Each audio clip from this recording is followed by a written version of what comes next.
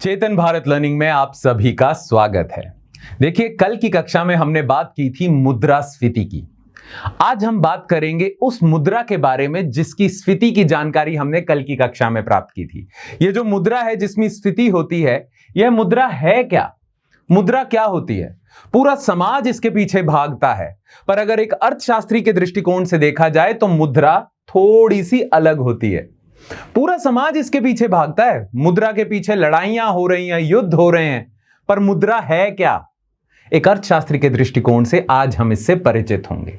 और मुद्रा को लेके हमारे समाज में, मुद्रा को लेके हमारे देश में जो भी नीतियां तय होती हैं उसे हम मौद्रिक नीति कहते हैं, और यह नीति तय करता है आरबीआई, भारतीय रिजर्व बैंक। तो आज की कक्षा में आप जानोगे कि असल मायनों में मुद्रा क्या है, और आरबीआई की कार्यशैली से भी आप थोड़ा सा परिचित होंगे कि आरबीआई को बनाया किस लिए गया था, आरबीआई बना क्यों था। मौद्रिक नीति तय करने के लिए हुआ था। तो ये मौद्रिक नीति क्या है, मुद्रा क्या है, इससे आज हम परिचित होंगे। पर चलिए, आज की कक्षा की शुरुआत करने से पहले, आज की कक्षा स्टार्ट करने से पहले, कल की कक्षा में, मुद्रास्फीति की कक्षा में कुछ दो चीजें रह गई थी जो मैं अभी ही आपको बता देता हूं। उसके बाद हम शुरुआत करेंगे मुद्रा और मौद्रिक नीति से, ठीक है? अब देखिए, कल की कक्षा में दो वो क्या चीजें थी जिनसे मैं आपको परिचित करवाना चाहता हूं, फिर ही हम आगे बढ़ेंगे। देखिए, कल की कक्षा में हमने बात की थी कि एक होती है आपकी सीपीआई,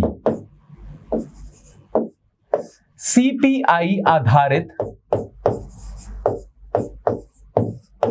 मुद्रास्फीति, है ना?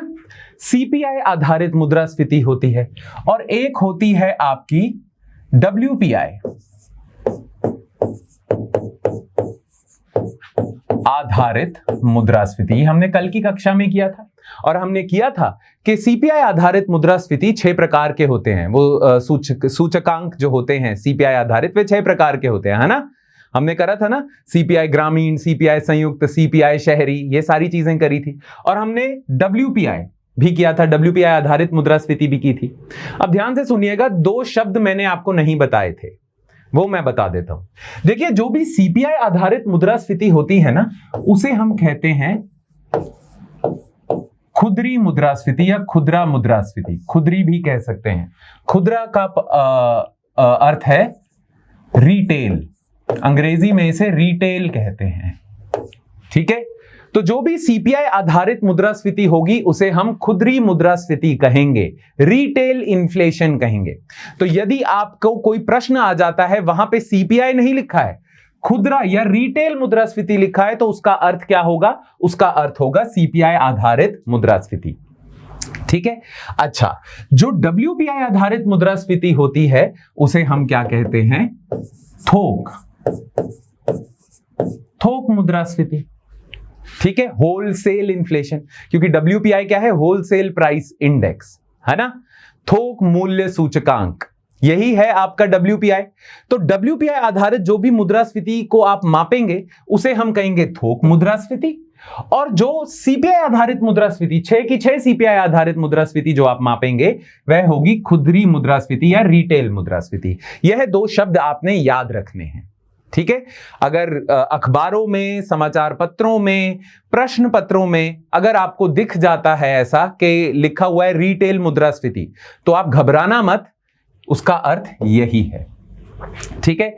तो एक तो ये चीज हमारी हो गई, ये कल के विषय से ही संबंधित थी, तो मैं पहले ही करा रहा हूं। अच्छा, दूसरी चीज देखिए, जो ये सीपीआई होता है, सीपीआई आधारित मुद्रास्फीति होती है, डब्ल्यूपीआई आधारित मुद्रास्फीति होती है, इनको मापने में अंतराल या अवधि कौन सी, किन किन अवधियों में इनको मापा जाता है ना? मासिक, वार्षिक, किन अवधियों में इसे मापा जाता है? तो आपको याद रखना है, सीपीआई आधारित मुद्रास्फीति जो होगी, डब्ल्यूपीआई आधारित जो मुद्रास्फीति होंगी, इन्हें प्रति माह मापा जाता है, मासिक मापा जाता है, मंथली मापा जाता है, ठीक है? मंथली हमेशा याद रखना, दोनों के लिए ही, तो यदि आपसे प्रश्न पूछ लिया जाता है कि सीपीआई आधारित मुद्रास्फीति प्रति माह मापी जाती है, प्रति वर्ष मापी जाती है, प्रति तिमाही मापी जाती है, तो आपने याद रखना है कि भारतीय सरकार और भारतीय सरकार में जितने भी विभाग हैं जो मुद्रास्फीति के आंकलन से संबंधित हैं, वह मासिक मुद्रास्फीति मापते हैं। अब मासिक मुद्रास्फीति मापी कैसे जाती है? ठीक है, हर माह मुद्रास्फीति की दर आएगी, सीपीआई आधारित मुद्रास्फीति की दर आएगी। अब वो होगी कैसे? देख लीजिए, मान लीजिए जनवरी 2023 में मुद्रास्फीति दर चल रही है 6% की। तो इसका अर्थ क्या होगा? इसका अर्थ यह है कि जनवरी 2022 के मुकाबले, जनवरी 2022 में जो सीपीआई चल रहा था उसके मुकाबले जनवरी 2023 में 6% की वृद्धि हुई है। ऐसे ही फरवरी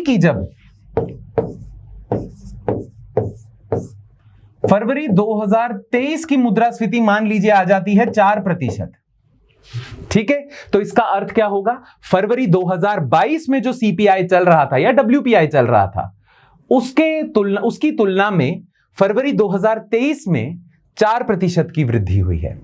तो आप जब भी समाचार पत्र पढ़ेंगे तो उसमें आप देखोगे कि प्रति माह डेटा आता रहता है। जनवरी की सीपीआई की दर इतनी चल रही है, मार्च की इतनी चल रही है, अप्रैल की इतनी चल रही है। तो उसका अर्थ क्या होगा कि अगर अप्रैल में 6% चल रही है तो पिछले साल का जो अप्रैल था उसकी तुलना में 6% की वृद्धि हुई है सीपीआई दर में, सीपीआई में। ठीक है, यह बस दो चीजें मुझे आपको बतानी थी। एक तो उसे खुदरी मुद्रास्फीति कहते हैं, थोक मुद्रास्फीति कहते हैं, सीपीआई को खुदरी, और जो आपका डब्ल्यूपीआई है उसे थोक मुद्रास्फीति कहेंगे। ठीक है, दूसरी चीज, प्रति माह इसका आंकलन होता है, प्रति माह, और किस हिसाब से होता है वो भी आपने देख लिया। तो प्रति माह आएगी, मासिक आंकलन होता है इसका, मासिक। ठीक है, चलो फिर ये दो चीजें मैंने आपको बता दी। अब हम शुरुआत करते हैं मुद्रा एवं मौद्रिक नीति से। बहुत महत्वपूर्ण विषय है। और मैं आपको एक बात बता दूं, जब मैंने अर्थशास्त्र पढ़ना शुरू किया था ना, जब उसमें यह विषय मैंने पढ़ा था, अपनी पढ़ाई के दौरान जब यह विषय मैंने पढ़ा था, तो मेरे लिए एकदम से ऐसा हुआ कि जैसे मेरे ज्ञान चक्षु खुल गए हो। सचमुच में जब मुझे इस चीज के बारे में पता चला तो मुझे एकदम से एक नए दृष्टिकोण से ही मैं पूरी दुनिया को या पूरी दुनिया की अर्थव्यवस्था को देखने लग गया। और मैं आपको सच बात बताऊं, अर्थशास्त्र में मेरी रुचि भी इसी विषय से आई थी। अब मैं आशा करता हूं कि आपकी भी अर्थशास्त्र में रुचि इसी विषय से आएगी। यह बहुत महत्वपूर्ण विषय है क्योंकि इस विषय से आप समझ पाएंगे कि मुद्रा क्या है, मौद्रिक नीति क्या होती है, आरबीआई क्या करता है, और बैंक जितने भी हैं सभी वह क्या करते हैं। पूरी अर्थव्यवस्था जितनी भी है वह पैसे से ही तो चल रही है। तो पैसे के अर्थ को आप समझेंगे, मुद्रा के अर्थ को आप समझेंगे आज के लेक्चर में। ठीक है, चलिए फिर आरंभ करने से पहले एक बार विषय सूची पे नजर डाल लेते हैं। सबसे पहले हम करेंगे मुद्रा क्या है, मुद्रा की अवधारणा से परिचित होंगे। ठीक है, फिर उसके बाद विभिन्न प्रकार की मुद्राएं जो हैं, बहुत ही भिन्न भिन्न प्रकार की मुद्राएं होती हैं, उनका हम परिचय लेंगे। फिर हम मुद्रा की आपूर्ति के मापदंडों को देखेंगे। ठीक है, कि मुद्रा की आपूर्ति कैसे की जाती है, मुद्रा की आपूर्ति को मापा कैसे जाता है। यह कार्य भारतीय रिजर्व बैंक करता है, पर वह कैसे करता है मैंने आपको बताया था ना। भारतीय रिजर्व बैंक की कार्यशैली से आप परिचित होंगे, तो उसकी शुरुआत इस उपविषय से हो जाएगी। फिर एक और अवधारणा है मुद्रा गुणक की या धन गुणक की। तो धन गुणक क्या है उसकी अवधारणा से आप परिचित होंगे। उसके बाद मौद्रिक नीति के उपकरण, यहां पे आप पूर्णतः आरबीआई की कार्यशैली से परिचित होंगे। आरबीआई का वास्तविक रूप से क्या उद्देश्य है वह यहां पे आप करेंगे। ठीक है, उसके बाद भारतीय रिजर्व बैंक, उसकी भूमिका और उसकी संरचना पे हम नजर डालेंगे, उस पे अपना ध्यान केंद्रित करेंगे। और अंत में मौद्रिक नीति समिति। मैंने शायद मुद्रास्फीति के ही विषय में आपको बताया था कि आरबीआई के साथ साथ एक जुड़ी है मौद्रिक नीति समिति, जिसका काम है कि वह मुद्रास्फीति की दर, सीपीआई संयुक्त आधारित मुद्रास्फीति की दर 2% से 6% के बीच में रखेगी। वह कार्य मौद्रिक नीति समिति का है। तो यह मौद्रिक नीति समिति क्या है वह हम जानेंगे आखिरी उपविषय में। ठीक है, चलो फिर, यह तो थी आपकी विषय सूची। अब हम शुरुआत करते हैं अपने पहले उपविषय से, जिसका नाम है मुद्रा की अवधारणा। अब देखिए, मुद्रा, पैसा, धन, अगर इसकी मैं बात करूं तो हम सभी परिचित हैं कि मुद्रा क्या है। हम सभी पैसे को जानते हैं। पैसे के अनुरूप ही हमारा सारा जीवन चलता है। आम इंसान का जीवन पैसे के आसपास ही होता है, उसके आसपास ही घूमता रहता है। सारी दुनिया, सारा समाज पैसे के पीछे भागता है ना। हर चीज पैसे के आसपास ही होती है। यह तो हम जानते हैं। मुद्रा से भी हम थोड़ा सा परिचित हैं, आम इंसान भी परिचित है।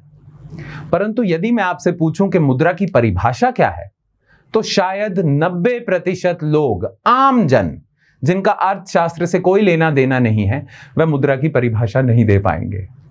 मुद्रा क्या है? मुद्रा क्या है? पैसा क्या है? धन क्या है?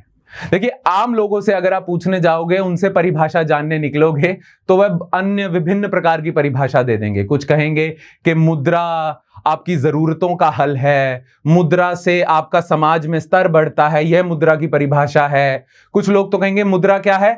आप उनसे पूछोगे मुद्रा क्या है, वह बोलेंगे सब कुछ, और यहीं पे अपना उत्तर खत्म कर देंगे कि मुद्रा क्या है? सब कुछ है जी, सब कुछ होता है मुद्रा। पर यह परिभाषा नहीं है, तकनीकी रूप से मुद्रा की परिभाषा नहीं है। तकनीकी रूप से मुद्रा की क्या परिभाषा है, पैसे की क्या परिभाषा है, बतौर अर्थशास्त्री मुद्रा की क्या परिभाषा है, वह जानते हैं। तो मुद्रा क्या है? ध्यान से सुनिएगा। मुद्रा एक वस्तु है। जी हां, मुद्रा एक वस्तु है या सत्यापन योग्य रिकॉर्ड है ना, लेन देन का एक रिकॉर्ड है। पर यहीं पे आप रुकिए। मुद्रा एक वस्तु है जिसे आमतौर पर माल या सेवाओं के भुगतान और ऋण की चुकौती के रूप में स्वीकार किया जाता है। तो मुद्रा एक वस्तु ही है।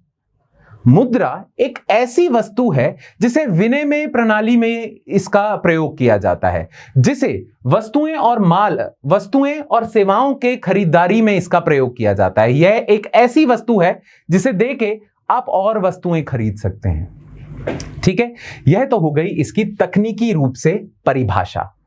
पर इसके अंदर थोड़ा और घुसते हैं, क्योंकि मौद्रिक नीति का अगर आपको विषय समझना है तो इसको अच्छे से समझना पड़ेगा।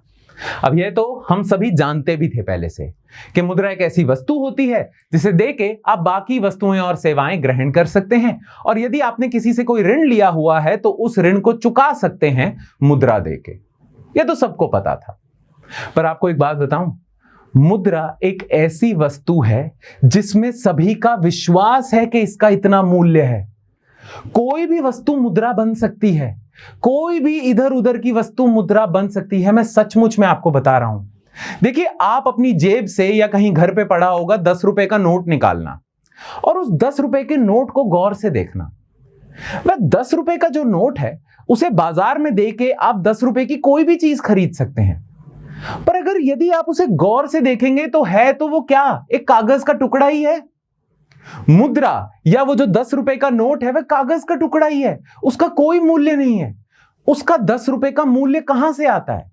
ऐसा थोड़ी है कि किसी भी कागज के टुकड़े पे आप 10 रुपए लिख देंगे तो उसका मूल्य 10 रुपए हो जाएगा। फिर उस 10 रुपए के नोट का मूल्य 10 रुपए कैसे आता है? वह पता कैसे आता है? हमारे पूरे समाज का विश्वास है कि इसका मूल्य 10 रुपए है। यानी कि किसी भी चीज में अगर आपका विश्वास हो जाए तो वह मुद्रा बन जाती है। जैसे कि मान लीजिए एक ऐसे धर्मगुरु निकलते हैं भारत में जिनमें सभी भारतीयों का विश्वास है, और दृढ़ विश्वास है सभी भारतीयों का। और वह धर्मगुरु पता क्या कह देते हैं कि देखो, ये जो पेन है ना, इसका मूल्य है 10 रुपए।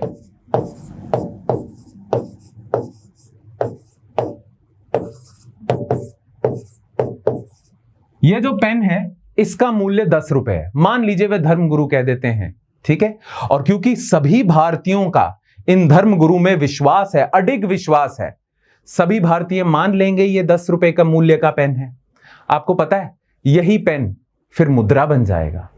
ये पेन मुद्रा कैसे बन जाएगा? क्योंकि अब जब सभी का विश्वास है कि इस पेन का मूल्य 10 रुपए है, तो मुझे अगर कोई चीज खरीदनी है, मान लीजिए मैं बाजार में जाके ये रिमोट खरीदने जाता हूं और ये रिमोट 10 रुपए का है, तो मैं बाजार में जाऊंगा, दुकानदार के पास जाऊंगा और दुकानदार को बोलूंगा मुझे ये रिमोट दो, ये लो बदले में ये पेन। अब वह ये पेन ग्रहण करके मुझे ये रिमोट क्यों देगा? क्योंकि उसका भी विश्वास है, वो भी भारतीय है, उसका भी विश्वास है कि इस पेन का मूल्य 10 रुपए है, उसको कोई 10 रुपए की चीज चाहिए होगी तो वो ये पेन देके ले सकता है। तो यदि सभी का विश्वास हो जाए कि ये पेन 10 रुपए का है तो ये पेन मुद्रा बन जाती है। यदि एक पत्थर का टुकड़ा मैं निकाल लूं, कोई भी आलतू फालतू का पत्थर, और उस पत्थर का मूल्य मैं कर दूं 100 रुपए और आप सभी को कन्विंस कर दूं, आप सभी में यह विश्वास जागृत कर दूं कि यह पत्थर का मूल्य 100 रुपए है, तो वह पत्थर मुद्रा बन जाएगी। मुद्रा एक ऐसी चीज है जिसका मूल्य आता है सभी के विश्वास से। यदि सभी का विश्वास खत्म हो जाए तो वह कुछ भी नहीं रहता। यही 10 रुपए का नोट में, इसी 10 रुपए के नोट से अगर सभी भारतीयों का विश्वास हट जाए तो वह 10 रुपए का नोट कागज का टुकड़ा हो जाएगा। और इस चीज से हम भली भांति परिचित हैं। 8 नवंबर 2016 को जब प्रधानमंत्री नरेंद्र मोदी जी ने घोषणा की थी कि 500 और 1000 के नोट अब लीगल टेंडर नहीं है, उन्होंने कहा था ना कि 500 और 1000 के नोट अब बंद हैं, नोटबंदी, तब रातों रात वही 500 और 1000 के नोट जिन्हें देके आप 500 या 1000 की चीजें खरीदते थे, कागज का टुकड़ा बन जाते हैं। क्यों? क्योंकि नरेंद्र मोदी जी की घोषणा से उन 500 और 1000 के नोटों में से लोगों का विश्वास खत्म हो जाता है, अब वो कागज के टुकड़े हैं। तो मुद्रा एक ऐसी चीज है जिसमें जब सभी का विश्वास होगा तभी उसका मूल्य आएगा। ये देखिए, आखिरी वाक्य पढ़िए, पैसे के विनिमय मूल्य एक्सचेंज मूल्य प्रदर्शित मूल्य पर लोगों की सहमति से प्राप्त होता है। यदि उस 10 रुपए के नोट में लोगों की सहमति नहीं है कि इसका मूल्य 10 रुपए का है तो वह कागज का टुकड़ा ही रह जाएगा। लोगों का विश्वास ही मुद्रा को मुद्रा बनाता है। आपको पता है, ईसा पूर्व काल में जितनी भी सभ्यताएं होती थी, खासकर दक्षिण भारत में जो भी सभ्यताएं होती थी, जिन्हें हम संगम सभ्यताएं भी कहते हैं, है ना, वहां पे कई बार नमक को मुद्रा के रूप में देखा जाता था, क्योंकि जो नमक होता था उसमें सभी का विश्वास था। अच्छा, नमक सभी के प्रयोग में आता है, सभी को चाहिए नमक, तो दक्षिण भारतीय सभ्यताओं ने कई बार, कुछ दक्षिण भारतीय सभ्यताओं ने नमक का प्रयोग मुद्रा के रूप में किया हुआ है, क्योंकि मुद्रा में नमक में सबका विश्वास था, है ना। मुद्रा एक ऐसी चीज है, कोई भी चीज हो, यह कोई भी वस्तु हो सकती है, किसी भी वस्तु में यदि सभी का विश्वास हो जाए कि इसका मूल्य इतना है तो वह मुद्रा बन जाती है। पूरे विश्व में सोना जो होता है, चांदी जो होता है, उसके मूल्य में सभी का विश्वास है। अंतर्राष्ट्रीय बाजारों में सोने और चांदी का मूल्य ऊपर नीचे होता है और सभी का विश्वास उसी मूल्य पे टिका, उसी ऊपर नीचे होने पे टिका हुआ है, तो वह सोना भी मुद्रा बन सकती है। मुद्रा एक ऐसी वस्तु है जो बनती है, जिसका मूल्य आता है लोगों की सहमति से। अच्छा, जो आपकी जेब में 10 रुपए का, 50 रुपए का, 20 रुपए का, 100 रुपए का, 200 रुपए का, 500 रुपए का, 2000 रुपए का जो नोट है, उसमें आपका विश्वास कैसे जागृत हुआ? क्योंकि उन सभी नोटों पे भारतीय रिजर्व बैंक द्वारा गारंटी ली हुई है। यदि भारतीय रिजर्व बैंक अपनी गारंटी हटा दे तो आपकी जेब में कागज के टुकड़े ही रह जाएंगे। तो ये जो नोट चलते हैं, इनमें इनका मूल्य इतना क्यों होता है जितना उस पे लिखा होता है?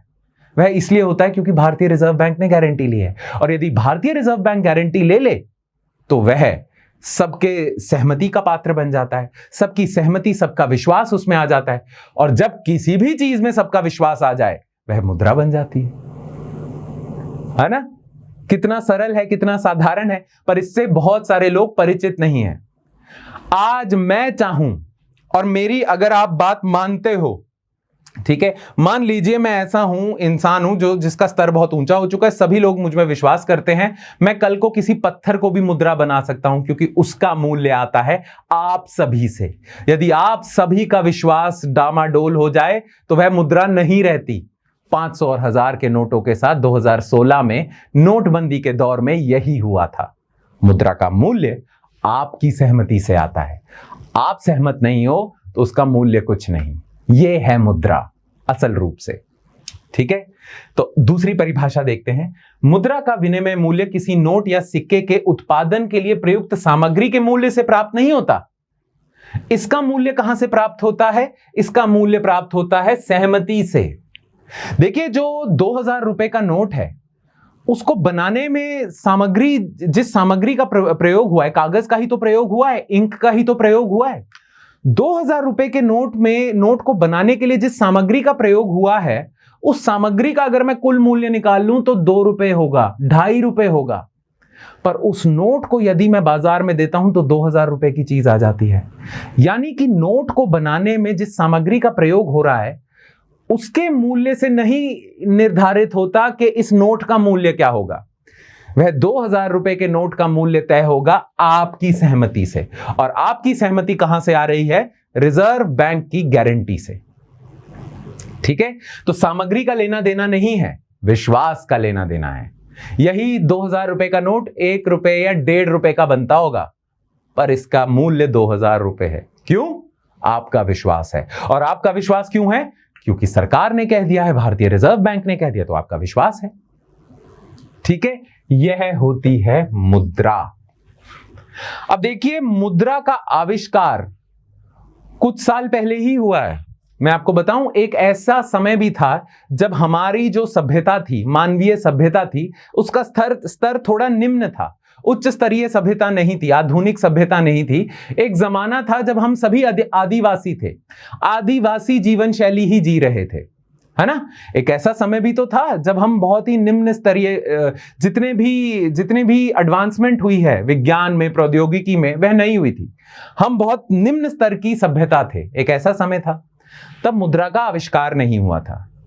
अच्छा, जब मुद्रा का आविष्कार नहीं हुआ था, तब जितनी भी ये आदिवासी कम्युनिटीज थी, यह लोग कुछ चीजें खरीदना या बेचना कैसे करते थे? कैसे करते थे? इनके पास भी कुछ वस्तुएं होती होंगी और इनको कुछ और वस्तुओं की आवश्यकता होती होगी। तो यह विनिमय प्रक्रिया कैसे करते थे? मुझे यदि कोई चीज चाहिए तो मैं कैसे लेने जाऊंगा? मुद्रा ही नहीं है तो कैसे लेने जाऊंगा? जब मुद्रा का आविष्कार नहीं हुआ था, तब लोग पता है किस प्रक्रिया का प्रयोग करते थे? वस्तु विनिमय प्रणाली का। बाटर सिस्टम कहते हैं इसे हिंदी में। बाटर प्रणाली भी कहते हैं इसे।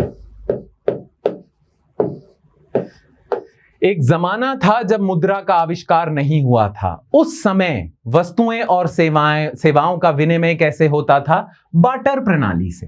अब बाटर प्रणाली में क्या होता था, और इससे आप समझेंगे मुद्रा का असल उद्देश्य।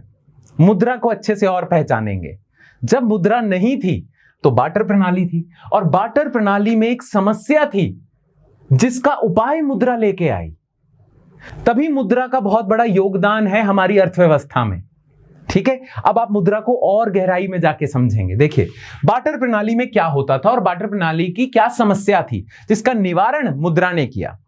देखिए, मान लीजिए एक आदिवासी सभ्यता है और वहां पे मुद्रा का आविष्कार नहीं हुआ है। वहां पे एक इंसान है जिसके पास सेब पड़े हुए हैं। ठीक है, वह कोई किसान है जो सेब का उत्पादन करता है। उसके पास सेबों की कमी नहीं है, परंतु उसके पास कपड़ों की कमी है। तो उसके पास सेब की अधिकता है, इतने सेब हैं कि उसका पेट भी भर जाए और औरों का पेट भी भर जाए, यानी कि वह सारे सेब खुद नहीं ग्रहण करेगा। तो उसके पास सेब की अधिकता है, पर उसके पास कपड़े नहीं हैं। और उसी समाज में एक और इंसान है जिसके पास कपड़ों की अधिकता है, वह कपड़ा उत्पादक है, परंतु उसके पास सेब नहीं है, खाने को रोटी नहीं है, खाने के लिए कुछ है नहीं। ठीक है, अब इस समाज में क्या होगा? यह इंसान बाजार में निकलेगा, या बाजार कह लो पूरे समाज में निकलेगा, और एक ऐसे व्यक्ति को ढूंढेगा जिसके पास कपड़े तो हैं पर सेबों की कमी है। उसको यह व्यक्ति मिल जाता है।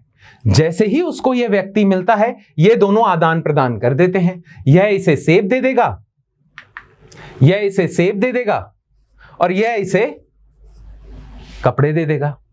अच्छा, जितने सेब ये देगा उतने ही ये कपड़े दे देगा। जो भी इनके बीच में विनिमय की प्रणाली तय होगी, उसके हिसाब से इतने सेब देगा, इतने कपड़े दे देगा, और इनके बीच में विनिमय पूर्ण हो जाएगा, एक्सचेंज पूर्ण हो जाएगा, है ना।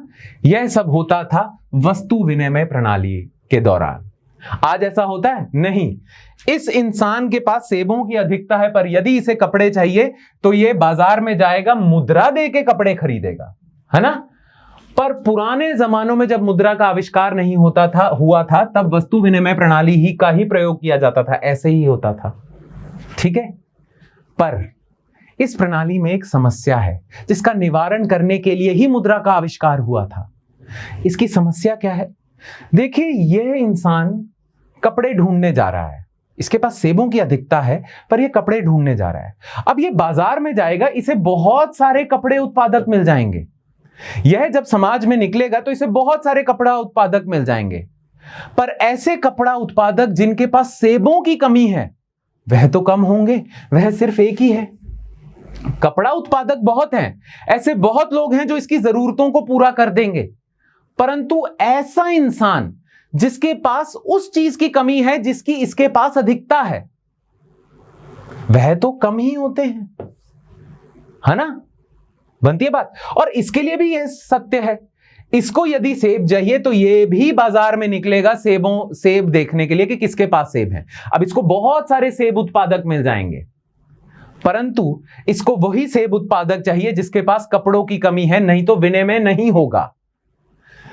वस्तु विनिमय प्रणाली में यह मुद्दा आता है, यह समस्या आती है कि आपको यदि कोई चीज चाहिए तो आपको ऐसा इंसान ढूंढना पड़ेगा जिसके पास वो चीज है तो सही जिसकी आपको जरूरत है, पर उसके पास उस चीज की जरूरत हो जिसके पास आपकी अधिकता है।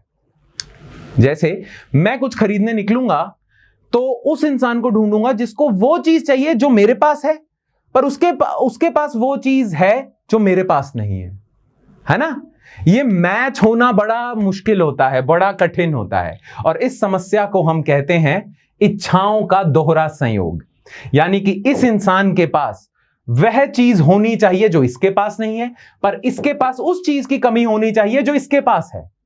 इच्छाओं का दोहरा संयोग होना चाहिए, तभी विनिमय होगा। अब देखिए, ऐसी सभ्यताओं में जहां मुद्रा का आविष्कार नहीं हुआ था, वहां पे विनिमय होने के लिए इच्छाओं का दोहरा संयोग होना आवश्यक है, और इसीलिए बहुत ज्यादा विनिमय नहीं होता इन सभ्यताओं में। क्यों?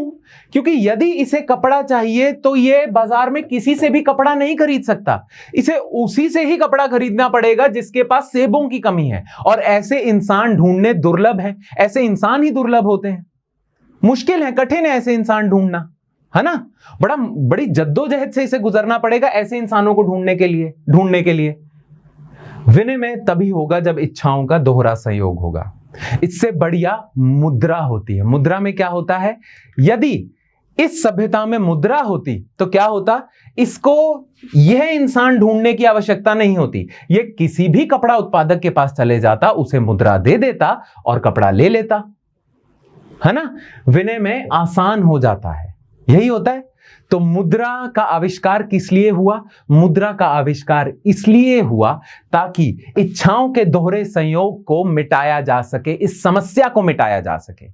और आपको पता है, जैसे ही मुद्रा का आविष्कार हुआ तो यही आदिवासी सभ्यताओं में अर्थव्यवस्था का विस्तार हुआ। अर्थव्यवस्था का विस्तार क्यों होगा?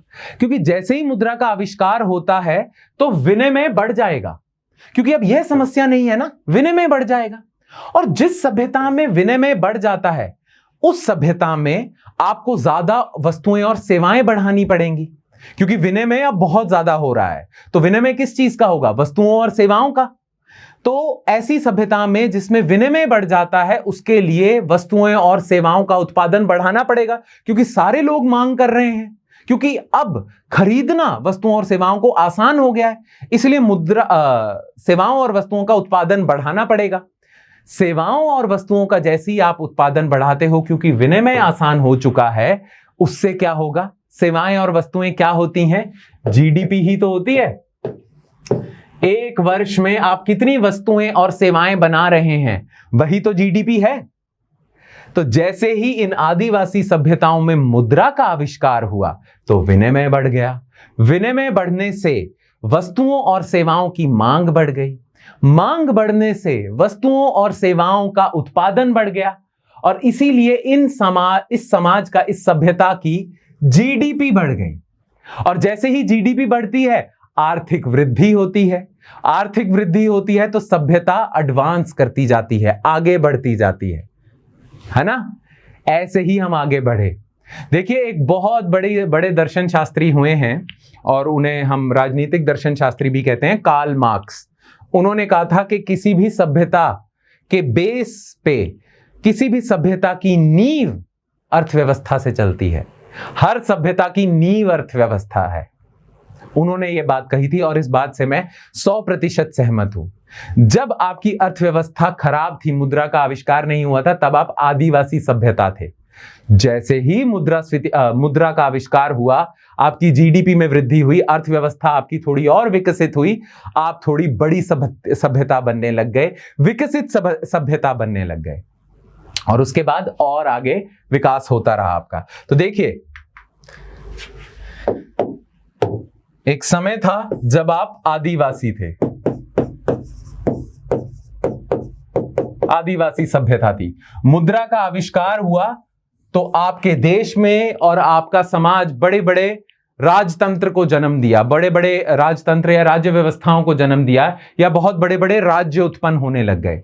हम इतिहास में करेंगे, देखना जब हम इतिहास करेंगे, इतिहास का विषय करेंगे, तो उसमें मैं बताऊंगा ऋग्वेद काल में थोड़ा सा आप आदिवासी स्तर पे थे या कुछ सभ्यताएं आदिवासी स्तर पे थी, पर जैसे ही जो समाज है या अर्थव्यवस्था में वृद्धि होती है, वैसे ही वैसे जनपद आने लग जाते हैं, महाजनपद आने लग जाते हैं और बड़े बड़े राष्ट्र उत्पन्न होने लग जाते हैं।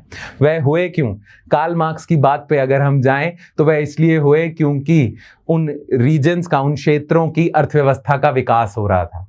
तो पहले आप सब आदिवासी स्तर पे थे, उसके बाद मुद्रा का आविष्कार हुआ। मुद्रा का आविष्कार हुआ तो आपका स्तर बढ़ने लग गया अर्थव्यवस्था का, जिसकी वजह से बड़े बड़े जनपद आने लग गए, महाजनपद आने लग गए, मौर्य साम्राज्य आया, है ना, करता गया करता गया करता गया। और यह जनपद फिर बाद में आधुनिक सभ्यता बनाते हैं, मॉडर्न सिविलाइजेशन, आज की जो आधुनिक सभ्यता है वह बनाते हैं। अच्छा, उसको बनाने के लिए एक और चीज का आविष्कार हुआ था, यानी कि आदिवासी से जब आप बड़े बड़े जनपद बने तो मुद्रा का आविष्कार हुआ। ठीक है, यहां पे एक और चीज का आविष्कार हुआ जिसे हम कहते हैं बैंक, जिससे आप बड़ी बड़ी आधुनिक सभ्यताएं बना पाए। ठीक है, पर बैंकों ने जनपदों को आधुनिक बड़ी बड़ी सभ्यता कैसे बनाया, उस पे हम बाद में आएंगे। अभी मुझे आपको बस ये बताना था कि मुद्रा का क्या योगदान है। आप बतौर मानवीय सभ्यता आगे बढ़ ही ना सकते यदि मुद्रा का आविष्कार ना होता, क्योंकि मुद्रा के आविष्कार ने इस समस्या का निवारण किया। और जैसे ही इस समस्या का निवारण हुआ, अर्थव्यवस्था बढ़ने लग गई, और जैसे ही अर्थव्यवस्था बढ़ने लग गई, आपकी सभ्यता का भी स्तर बढ़ने लग गया। ठीक है, तो इस चेन को याद रखना, इस कड़ी को याद रखना। आदिवासी से बड़े बड़े जनपद, महाजनपद, बड़े बड़े राज्य बने, और फिर एक और ऐसी चीज का आविष्कार हुआ जिससे यह बड़े बड़े राज्य बने आधुनिक सभ्यता, आज का आधुनिक मानव, इस वजह से हुआ। पर इसका क्या योगदान है मैं बाद में बताऊंगा। इसका योगदान आप समझ जाइए और इस चीज से भी परिचित रहिए जो कार्ल मार्क्स ने कही थी, सभ्यता का स्तर आपकी अर्थव्यवस्था से निर्धारित होता है। अर्थव्यवस्था हर सभ्यता की नींव होती है। हाँ, कार्ल मार्क्स की बाकी बातों से मैं सहमत नहीं हूं, परंतु यह बात तो बिल्कुल सही है, किसी भी सभ्यता को अगर अपना विकास करवाना है तो सबसे पहले उसे अपनी अर्थव्यवस्था का विकास करना होगा। और इस उदाहरण से आप समझ सकते हो, है ना। तो यह चीज है। अब ये 2-3 जो टर्म्स हैं इन्हें याद रखना। एक तो वस्तु विनिमय प्रणाली या बार्टर प्रणाली क्या होती है, दोनों नाम याद रखने हैं। और बार्टर प्रणाली में ऐसी कौन सी समस्या उत्पन्न हुई थी जिसका निवारण मुद्रा ने किया था? उस समस्या का नाम था इच्छाओं का दोहरा संयोग। ठीक है, चलिए आगे बढ़ते हैं। अब देखिए, मुद्रा को हम समझ चुके हैं। मुद्रा क्या है, मुद्रा का मूल उद्देश्य क्या है ना। मूल रूप से देखा जाए तो मुद्रा क्या है वह हम समझ चुके हैं। अब मुद्रा के बाकी उद्देश्य भी समझ लेते हैं। देखिए, मुद्रा के कुल मिला के 4 उद्देश्य हैं। आपके देश में जितनी भी मुद्रा है उसके कुल मिला के 4 उद्देश्य हैं। और आज के आधुनिक युग में भी मुद्रा इन्हीं 4 उद्देश्यों को पूरा करता है। अब क्या क्या है, सवाल पूछे जा सकते हैं उससे भी। तो सबसे पहला उद्देश्य ये तो हम कर ही चुके हैं, विनिमय का माध्यम बनता है मुद्रा। ठीक है, वैसे तो देखा जाए इसी समस्या, विनिमय में जो समस्या आ रही थी उसी के निवारण के लिए तो मुद्रा उत्पन्न की गई थी, मुद्रा का आविष्कार हुआ था।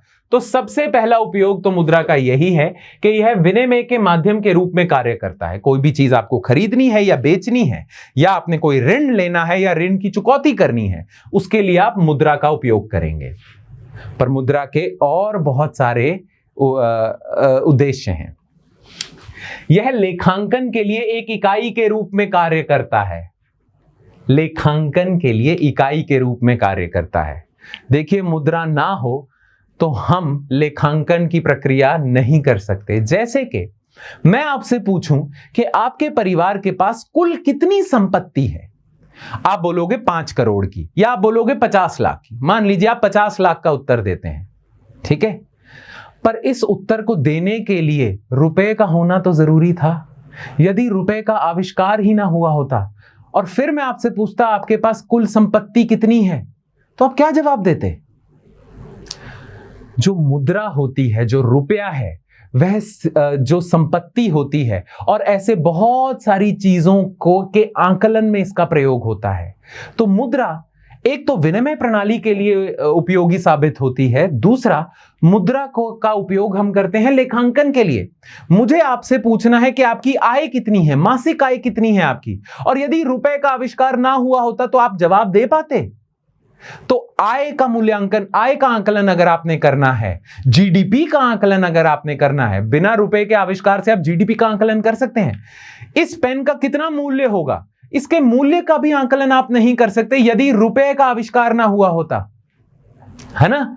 तो इसीलिए यह एक इकाई के रूप में भी काम करता है लेखांकन प्रणाली के लिए, कि आपको कितना लाभ हुआ, कितना नुकसान हुआ, आपकी आय कितनी है, आपकी जीडीपी कितनी है, आपका सकल निवेश कितना है, आपका शुद्ध निवेश कितना है। यह सारी चीजों को मापा जाता है रुपए से।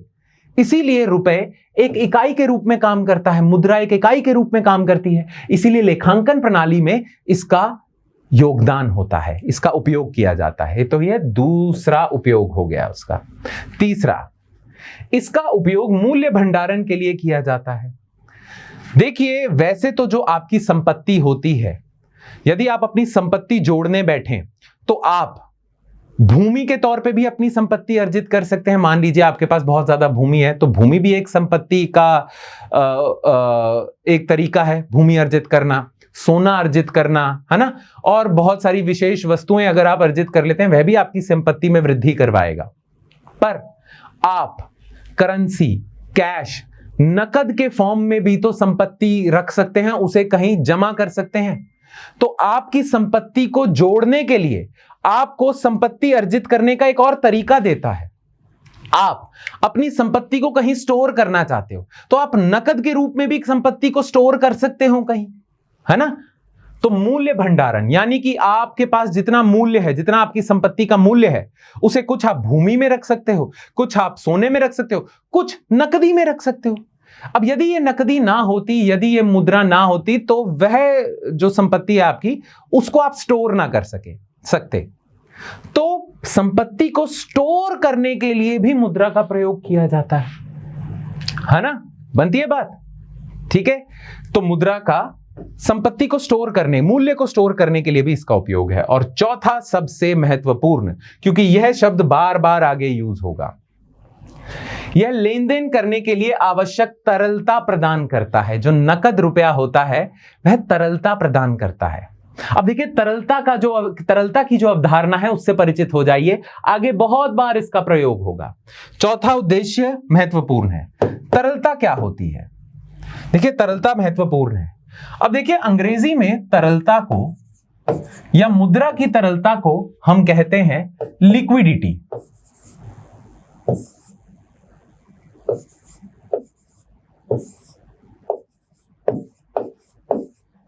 लिक्विडिटी कहते हैं, ठीक है।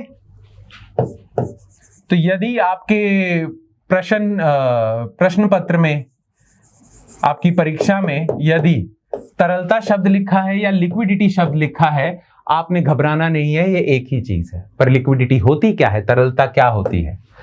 देखिए ध्यान से सुनिए। मान लीजिए आपके पास 5 करोड़ की संपत्ति है, बहुत अमीर हैं आप, बहुत संपन्न हैं, ठीक है। परंतु आपकी जो संपत्ति है वह भूमि के रूप में पड़ी है, भूमि के रूप में पड़ी है, ठीक है। तो आपके पास संपत्ति 5 करोड़ की है पर वह भूमि के रूप में पड़ी है, आपके पास नकदी रुपया नहीं है। अब कहने को तो आप बहुत संपन्न हैं, पर यदि मान लीजिए आपको भूख लग रही है और आप बाजार में जाके गेहूं खरीदने जाते हैं, आपके पास नकदी रुपया नहीं है। यदि आप गेहूं खरीदने जाएंगे तो गेहूं खरीदेंगे कैसे? गेहूं मांग तो लेंगे दुकानदार से, पर उसको बदले में क्या देंगे? क्या अपने भूमि के कागजात देंगे उसे कि ये ले मेरी भूमि के कागजात, मुझे गेहूं दे दे? नहीं, है ना। तो संपत्ति, बहुत तरह की संपत्तियां होती हैं जो तरल नहीं होती, जिन्हें विनिमय के लिए बहुत आसानी से, सरलता से जिनका प्रयोग नहीं किया जा सकता, है ना। परंतु जो नकद होती है, जो मुद्रा होती है, वह तरलता प्रदान करती है। यदि आप अपनी संपत्ति सोने में रख लेंगे, चांदी में रख लेंगे, भूमि में रख लेंगे, तो सोना, चांदी, भूमि में तरलता नहीं है, उसे विनिमय के लिए आसानी से उसका प्रयोग नहीं किया जा सकता। परंतु नकद, मुद्रा का प्रयोग किया जा सकता है। इसीलिए मुद्रा आपको तरलता प्रदान करता है। तरलता का अर्थ है कि विनिमय के लिए इसे आसानी से दिया जा सकता है। यदि आप किसी को नकद दे देंगे 100-200 रुपए, तो उससे कनक खरीद सकते हैं, आप गेहूं खरीद सकते हैं, बाजरा खरीद सकते हैं, चावल खरीद सकते हैं, कुछ भी खरीद सकते हैं।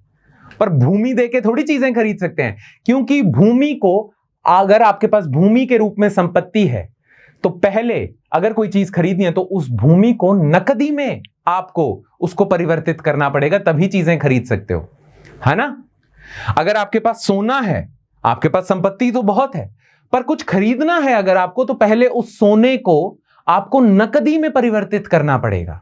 यानी कि पहले अपने सोने की जो संपत्ति है, भूमि की जो संपत्ति है, उसे तरल बनाना पड़ेगा। तरल कैसे बनाएंगे? उसे मुद्रा में परिवर्तित करेंगे। तो मुद्रा आपको आवश्यक तरलता प्रदान करती है, आवश्यक तरलता, ठीक है। तो ये 4 मुख्य उद्देश्य हैं।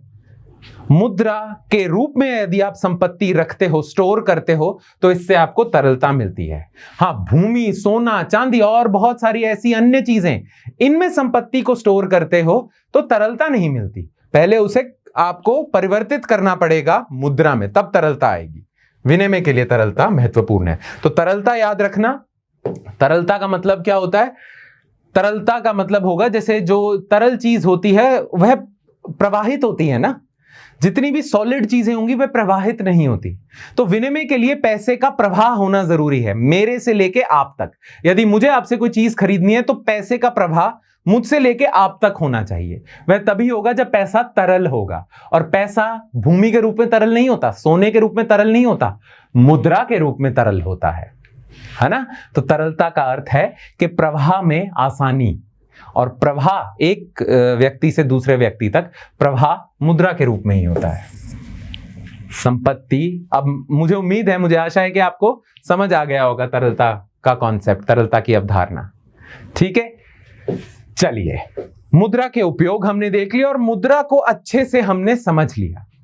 अब देखिए मुद्रा के मांग पक्ष को देखते हैं। याद है जब अर्थव्यवस्था की शुरुआत मैंने की थी तो मैंने आपको बताया था कि अर्थव्यवस्था को आप 2 दृष्टिकोण से देख सकते हो। एक दृष्टिकोण है अर्थव्यवस्था का मांग पक्ष और दूसरा दृष्टिकोण है अर्थव्यवस्था का आपूर्ति पक्ष। अब अर्थव्यवस्था को चलाने के लिए मुद्रा का बहुत बड़ा योगदान है। तो मुद्रा के को भी देखने के 2 नजरिए हैं, 2 दृष्टिकोण हैं।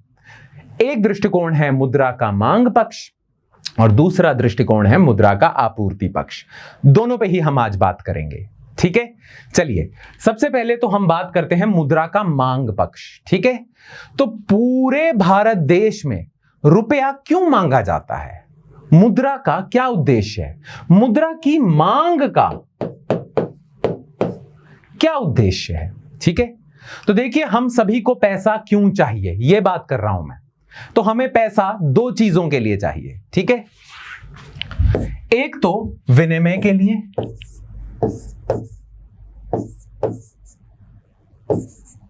है ना, लेन देन के लिए पैसा चाहिए। कुछ भी खरीदना है, बेचना है, 100 जरूरतें होती हैं इंसान की। अब वो जरूरतों को पूरा करने के लिए आपको पैसा चाहिए, है ना। तो एक तो मुद्रा आपको चाहिए विनिमय प्रणाली के लिए, विनिमय के लिए आपको चाहिए, और दूसरा आपका उद्देश्य पता है क्या होता है? देखिए ऐसे बहुत सारे उपाय हैं जिसके द्वारा आप मुद्रा से मुद्रा बना सकते हो। कई बार आपको मुद्रा इसलिए चाहिए होती है क्योंकि आप मुद्रा से मुद्रा बनाना चाहते हो, जैसे पैसे से पैसा बनाना चाहते हो। कहते हैं ना, पुरानी कहावत भी है कि पैसे से ही पैसा बनता है। अब वह कैसे बनता है? एक साधारण सा उदाहरण आपको दे देता हूं। जैसे मान लीजिए आपके पास 100 रुपए हैं, ठीक है।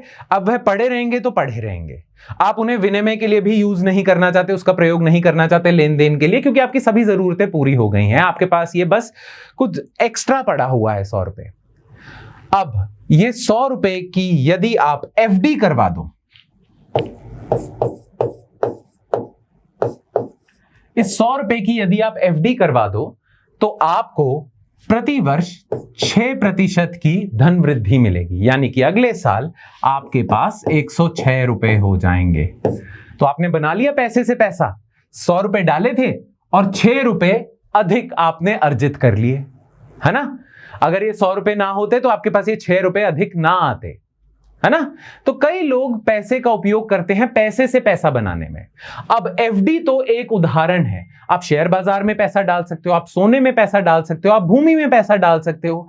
आप कई बार बहुत सारी चीजों में पैसा किस लिए डालते हो? ताकि उस पैसे में वृद्धि हो सके, उस धन में वृद्धि हो सके, है ना। तो कई बार पैसे से पैसा बनाने के लिए आपको आपकी धन की मांग होती है, आपकी मुद्रा की मांग होती है।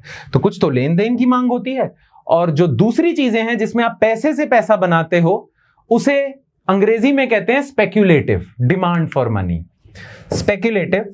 अब स्पेक्युलेटिव का हिंदी में अर्थ निकलता है सट्टा, पर सट्टा गलत शब्द होगा। स्पेक्युलेटिव शब्द ही आप लिखना हिंदी में अपनी उत्तर पुस्तिका में, यदि मेंस की आप परीक्षा दे रहे हैं। और अगर प्रारंभिक परीक्षा में आप देखोगे तो वहां स्पेक्युलेटिव लिखा होगा। खैर, मुद्रा के मांग के दो मुख्य उद्देश्य हैं, एक है लेन देन और दूसरा है स्पेक्युलेटिव या सट्टा। इसका मतलब है, इसका अर्थ है पैसे से पैसा बनाना, ठीक है। अब देखिए दोनों चीजें देखते हैं, ठीक है। पहले तो हम देखते हैं मुद्रा की जो मांग है लेन देन के लिए वह कितनी होती है, उससे संबंधित कुछ अवधारणा देख लेते हैं। मान लीजिए मुझे जानना है कि भारत देश में कुल मुद्रा की कितनी मांग है, यानी कि मैं अपना तो बता सकता हूं कि मुझे एक महीने में कितनी मुद्रा चाहिए ताकि मैं अपनी लेन देन की जरूरतें पूरी कर सकूं। मैं अपना बता सकता हूं, आप अपना बता सकते हैं, पर अर्थशास्त्री आपके और मेरे से संतुष्ट नहीं होंगे। अर्थशास्त्री और खासकर भारतीय रिजर्व बैंक यह जानना चाहता है कि पूरे भारत देश में कुल कितनी मुद्रा चाहिए ताकि सभी की विनिमय की जरूरतें पूरी हो सके, लेन देन की जरूरतें पूरी हो सके, ठीक है। तो भारत में कुल मुद्रा की कितनी मांग है? अब यह पता कैसे चलेगा आपको? यह कैसे पता चलेगा? देखिए, भारत में जो मुद्रा की विनिमय के लिए मांग होगी वह भारत की जीडीपी पे आधारित होगी, क्योंकि जीडीपी का अर्थ क्या है? जीडीपी का अर्थ है कि भारत में कितनी वस्तुएं और सेवाएं बन रही हैं। अब वह वस्तुएं और सेवाएं एक साल में किस लिए बन रही हैं? खरीदारी के लिए तो बन रही हैं। जितने भी उत्पादक हैं वे वस्तुएं और सेवाएं इसलिए बना रहे हैं ताकि बेच सके, उन्हें विनिमय कर सके उनका, है ना। तो भारत की एक साल में, एक वर्ष में जितनी भी जीडीपी होगी, है ना, वही तो मुद्रा की मांग होगी। क्या मैं ऐसा कह सकता हूं? मान लीजिए भारत में 100 रुपए की जीडीपी का उत्पादन हो रहा है, ठीक है। तो भारत में जो जीडीपी दर चल रही है, मान लीजिए एक साल की जीडीपी है 100 रुपए, है ना। इसका मतलब भारत में एक वर्ष में 100 रुपए की वस्तुएं और सेवाएं बन रही हैं। पर ये वस्तुएं और सेवाएं किस लिए बन रही हैं? बेचने के लिए, बेचने के लिए बन रही हैं, है ना। बनती है बात। अब अगर बेचने के लिए बन रहे हैं तो इन्हें खरीदने के लिए मुद्रा चाहिए होगी। तो भारत में कुल मुद्रा की मांग कितनी होनी चाहिए एक वर्ष में? 100 रुपए की तो होनी चाहिए, है ना। तो एक वर्ष में जितनी आपकी जीडीपी होगी उतनी ही तो मुद्रा की मांग होगी, क्योंकि वह जो जीडीपी है उसे खरीदने के लिए ही तो बनाया जा रहा है। बनती है बात, है ना। हाँ, तो जितनी ये आप समझ गए कि जितनी जीडीपी होगी उतनी ही एक वर्ष में मुद्रा की मांग होगी, है ना। पर यहां पे कौन सी जीडीपी होगी, नॉमिनल जीडीपी होगी या वास्तविक जीडीपी होगी। अब ये तो हम सभी बता सकते हैं कि आज अगर 100 रुपए की वस्तुएं और सेवाएं बन रही हैं तो इन्हें खरीदेंगे आज के दामों के हिसाब से, आधार वर्ष के दामों के हिसाब से तो नहीं खरीदेंगे, है ना। आधार वर्ष के हिसाब से जीडीपी देखें तो वो होगी वास्तविक जीडीपी, आज के दामों के हिसाब से देखें तो वो होगी नॉमिनल जीडीपी। और आज जितनी भी आज मुद्रा की जो मांग होगी वो आज के दामों के हिसाब से ही तो होगी, है ना। तो नॉमिनल जीडीपी जितनी होगी उस वर्ष की, तो उस वर्ष मुद्रा की मांग इतनी होगी। अगर 100 रुपए की वस्तुएं और सेवाएं बन रही हैं उस वर्ष में तो उतनी तो मुद्रा चाहिए खरीदने के लिए, है ना। तो भारत में कुल मुद्रा की कितनी मांग है, वह होगा भारत की नॉमिनल जीडीपी जितना। आपको पता है ऐसा नहीं है।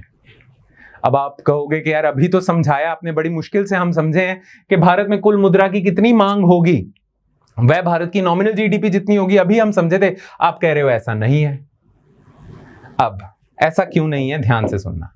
चलिए, इतना तो आपको समझ आ गया ना कि जितनी ज्यादा जीडीपी होगी उतनी ज्यादा मुद्रा की मांग होगी कुल भारत में, है ना।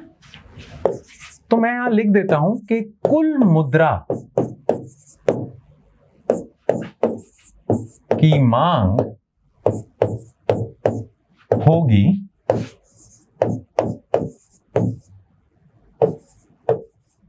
नॉमिनल जीडीपी जितनी, है ना। नॉमिनल जीडीपी जितनी होगी। यह अभी तक मैंने आपको समझाया, पर ऐसा नहीं है। मैं आपको बताता हूं, उदाहरण देता हूं। देखिए, मान लीजिए मेरे पास 10 रुपए का नोट है, ठीक है। अब वह जो 10 रुपए का नोट है मैं उसे बाजार में देता हूं, ठीक है। और मान लीजिए उससे 10 रुपए का एक चिप्स का पैकेट खरीद लेता हूं, ठीक है। अब वो जो मेरे पास 10 रुपए का नोट था वो दुकानदार के पास चले जाएगा, मेरे पास 10 रुपए आ जाएंगे। मेरे पास चिप्स का पैकेट आ जाएगा, ठीक है। 10 रुपए दुकानदार के पास। तो कितने का विनिमय हुआ है, 10 रुपए का विनिमय हो गया। वही नोट लगा था जो मेरे पास था, अब 10 रुपए का विनिमय हो गया। अब देखिए, वही दुकानदार के पास 10 रुपए का नोट है, वह आगे किसी तीसरे दुकानदार को दे देता है और उससे 10 रुपए की चीज खरीद लेता है। तो भारत में कुल विनिमय कितने का हो गया, 20 रुपए का। पर उस 20 रुपए के विनिमय को करने के लिए सिर्फ वही 10 रुपए का नोट चाहिए था। अच्छा, वह तीसरा दुकानदार आगे किसी चौथे दुकानदार पे वही 10 रुपए का नोट इस्तेमाल करेगा जो कभी मेरी जेब में था। तो भारत में कुल विनिमय कितने का हो गया, 30 रुपए का। पर लगी कितनी मुद्रा, वही 10 रुपए का नोट लगा, वही सेम कागज का टुकड़ा लगा, वही सेम कागज का टुकड़ा 30 रुपए का विनिमय कर गया। और ऐसे ही ये प्रणाली चलती जाएगी। क्या मैं कह सकता हूं कि एक 10 रुपए का नोट 100 रुपए का विनिमय भी कर सकता है भारत में, यदि वह 10 बार, एक 10 रुपए का नोट 100 रुपए का विनिमय भी कर सकता है भारत में, यदि वह 10 बार घूम गया, 10 बार एक जगह से दूसरी जगह गया, है ना। और जितनी बार वह एक जगह से दूसरी जगह जाएगा उतने ही विनिमय बढ़ता जाएगा। पर लगा क्या, लागत क्या थी, बस वही 10 रुपए का कागज का नोट, है ना। तो देखिए, जितनी नॉमिनल जीडीपी होगी आपकी, मान लीजिए 100 रुपए की आपकी नॉमिनल जीडीपी है, ये 100 रुपए की नॉमिनल जीडीपी के विनिमय के लिए, या ये 100 रुपए की नॉमिनल जीडीपी के लिए आपको असल रूप से जो मुद्रा चाहिए होती है, जो असल रूप से जो कागज के टुकड़े आपको जितने चाहिए, वह 100 रुपए से कम चाहिए। क्योंकि अभी तो हमने देखा कि 10 रुपए का नोट कितने ट्रांजैक्शंस कर जाता है ना। तो यदि 100 रुपए की आपकी जीडीपी है तो 100 रुपए की आप ट्रांजैक्शंस करना चाहते हैं, विनिमय करना चाहते हैं। पर ये 100 रुपए की ट्रांजैक्शंस एक 10 रुपए का नोट भी कर सकता है। यानी कि मुद्रा की मांग, कुल मुद्रा की मांग नॉमिनल जीडीपी से तो कम होगी, ठीक है। अब कितनी कम होगी, अब यहां पे कॉन्सेप्ट आता है वेग का, मुद्रा का वेग, देखिए, अगर आपने भौतिक विज्ञान पढ़ा हुआ है बचपन में, फिजिक्स की क्लासेस लगाई हैं, तो हमने करा है ना कि गति और वेग में अंतर होता है। वैसे तो वेग का मतलब गति ही होता है, पर भौतिक विज्ञान के छात्र जो होंगे वो आपको बता सकेंगे कि वेग और गति में अंतर होता है। खैर, हम तो अर्थशास्त्र पढ़ रहे हैं, तो यहां पे वेग का मतलब है गति ही, ठीक है। पर असल रूप से वेग और गति में, स्पीड में, वेलोसिटी और स्पीड में अंतर होता है, ठीक है। भौतिक विज्ञान के छात्र आपको बताएंगे वेलोसिटी अलग चीज है, इसे वेलोसिटी कहते हैं, इसे स्पीड कहते हैं, दोनों में अंतर है। खैर, यहां पे अर्थशास्त्र में वेग का मतलब कुछ और हो जाता है। अब वेग का मतलब क्या होता है? एक मुद्रा का वेग क्या होगा? एक वर्ष में यदि एक नोट 10 बार एक जगह से दूसरी जगह चले जाता है तो उस नोट का वेग होगा 10। यदि वह 20 बार एक जगह से दूसरी जगह चले जाता है तो उसका वेग होगा 20। यदि वह 5 बार ही मुझसे दुकानदार से इधर, ऐसे 5 बार ही ये करता है तो उसका वेग होगा 5। तो भारत में कितनी मुद्रा की मांग होगी? यदि मैं भारत की नॉमिनल जीडीपी को विभाजित कर दूंगा वेग से, तो मुझे मिल जाएगी कुल मुद्रा की मांग, ठीक है। अब ये जो सारी कहानी मैंने आपको बताई थी ना, ये सिर्फ वेग को समझाने के लिए ही बताई थी, ठीक है। देखिए, एक 10 रुपए का नोट ही बहुत सारी ट्रांजैक्शंस कर जाता है। बहुत पहले किसी ने ये ट्राई करके भी देखा था। एक किसी शरारती इंसान ने क्या करा था, बहुत सारे 10 रुपए और 50 रुपए के नोटों पे लिख दिया था सोनम गुप्ता बेवफा है। आप सब जानते भी होंगे। और वह नोट उसने इस्तेमाल करने शुरू कर दिए और वह नोट पूरे भारत में फैल गए। किसी किसी के पास आ रहा था खुले छुट्टे के नाम पे, सोनम गुप्ता बेवफा है। किसी ने ये ट्राई भी करा हुआ है। खैर, इससे हमें पता क्या चलता है कि नोट जो आपके पास है कल किसी और के पास होगा, है ना। एक 10 रुपए का नोट बहुत तरह की ट्रांजैक्शंस कर सकता है, बहुत ज्यादा ट्रांजैक्शंस कर सकता है। तो जो नोटों की आपकी मांग है वह कम होगी आपकी नॉमिनल जीडीपी से। और कितनी कम होगी? जितनी बार वह जो 10 रुपए का नोट होगा वह एक जगह से दूसरी जगह जाएगा, जितनी बार, और जितनी बार वह एक वर्ष में एक जगह से दूसरी जगह जाएगा उसे हम उस नोट का वेग कहते हैं। तो भारत में कितने नोटों की मांग होगी?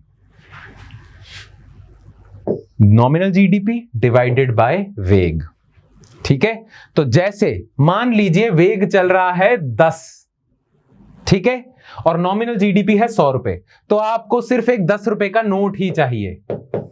तो आपको मुद्रा 10 रुपए की ही चाहिए, वह 10 रुपए की मुद्रा 100 रुपए की ट्रांजैक्शंस कर देगी, ठीक है। यदि वेग चल रहा है 20, तो आपको बस एक 5 रुपए का नोट चाहिए और वह 100 रुपए की ट्रांजैक्शंस कर देगा। ये सारी कहानी मैंने आपको समझाई थी वेग समझाने के लिए, ठीक है। तो ये जो लेन देन विनिमय की जो मांग होती है यह वेग पे निर्भर करती है। वेग की अवधारणा से आपको आपका परिचय मुझे कराना था, तो इसीलिए इतना लंबा मैंने उदाहरण दे दिया, बस इतना ही है। यदि पूरा उदाहरण आपको ना भी समझ आए, वेग समझ लेना, ठीक है। अच्छा, सट्टा या स्पेक्यूलेशन के लिए जो मुद्रा की मांग होती है वह बड़ी साधारण सी है कि कुछ मुद्रा की मांग होती है कहीं पैसे लगाने के लिए, कहीं निवेश करने के लिए, ठीक है। इस पे हम बाद में आएंगे, इसको थोड़ा और विस्तार से हमें जानना होगा, हम जानेंगे, घबराइए मत। पर यहां पे हम सिर्फ लेन देन के पक्ष तक ही रहते हैं, इसको कभी बाद में करेंगे, ठीक है। चलिए आगे बढ़ते हैं। अब हम आ जाते हैं विभिन्न प्रकार की मुद्रा। अब देखिए, एक मुद्रा होती है फिएट मुद्रा, ठीक है। विभिन्न प्रकार की करते हैं एक एक करके। फिएट मुद्रा कौन सी होती है? फिएट मुद्रा वह मुद्रा होती है जिसका आंतरिक मूल्य उतना नहीं होता जितना उसके नोट का मूल्य होता है या जितना उस मुद्रा का मूल्य होता है। जैसे कि यह 2000 रुपए का नोट है, ठीक है, मान लीजिए 2000 रुपए का नोट है। इसे बनाने में तो 1 रुपए का कागज लगा है, 50 पैसे की इंक लगी है, तो इसका आंतरिक मूल्य जो है वह तो सिर्फ 1.5 रुपए का है। पर विनिमय के लिए अगर इसका उपयोग करेंगे तो 2000 रुपए का मूल्य आपको देगा। तो फिएट मुद्रा वह मुद्रा होती है जिसका आंतरिक मूल्य तो कम होता है पर उसका विनिमय मूल्य ज्यादा होता है।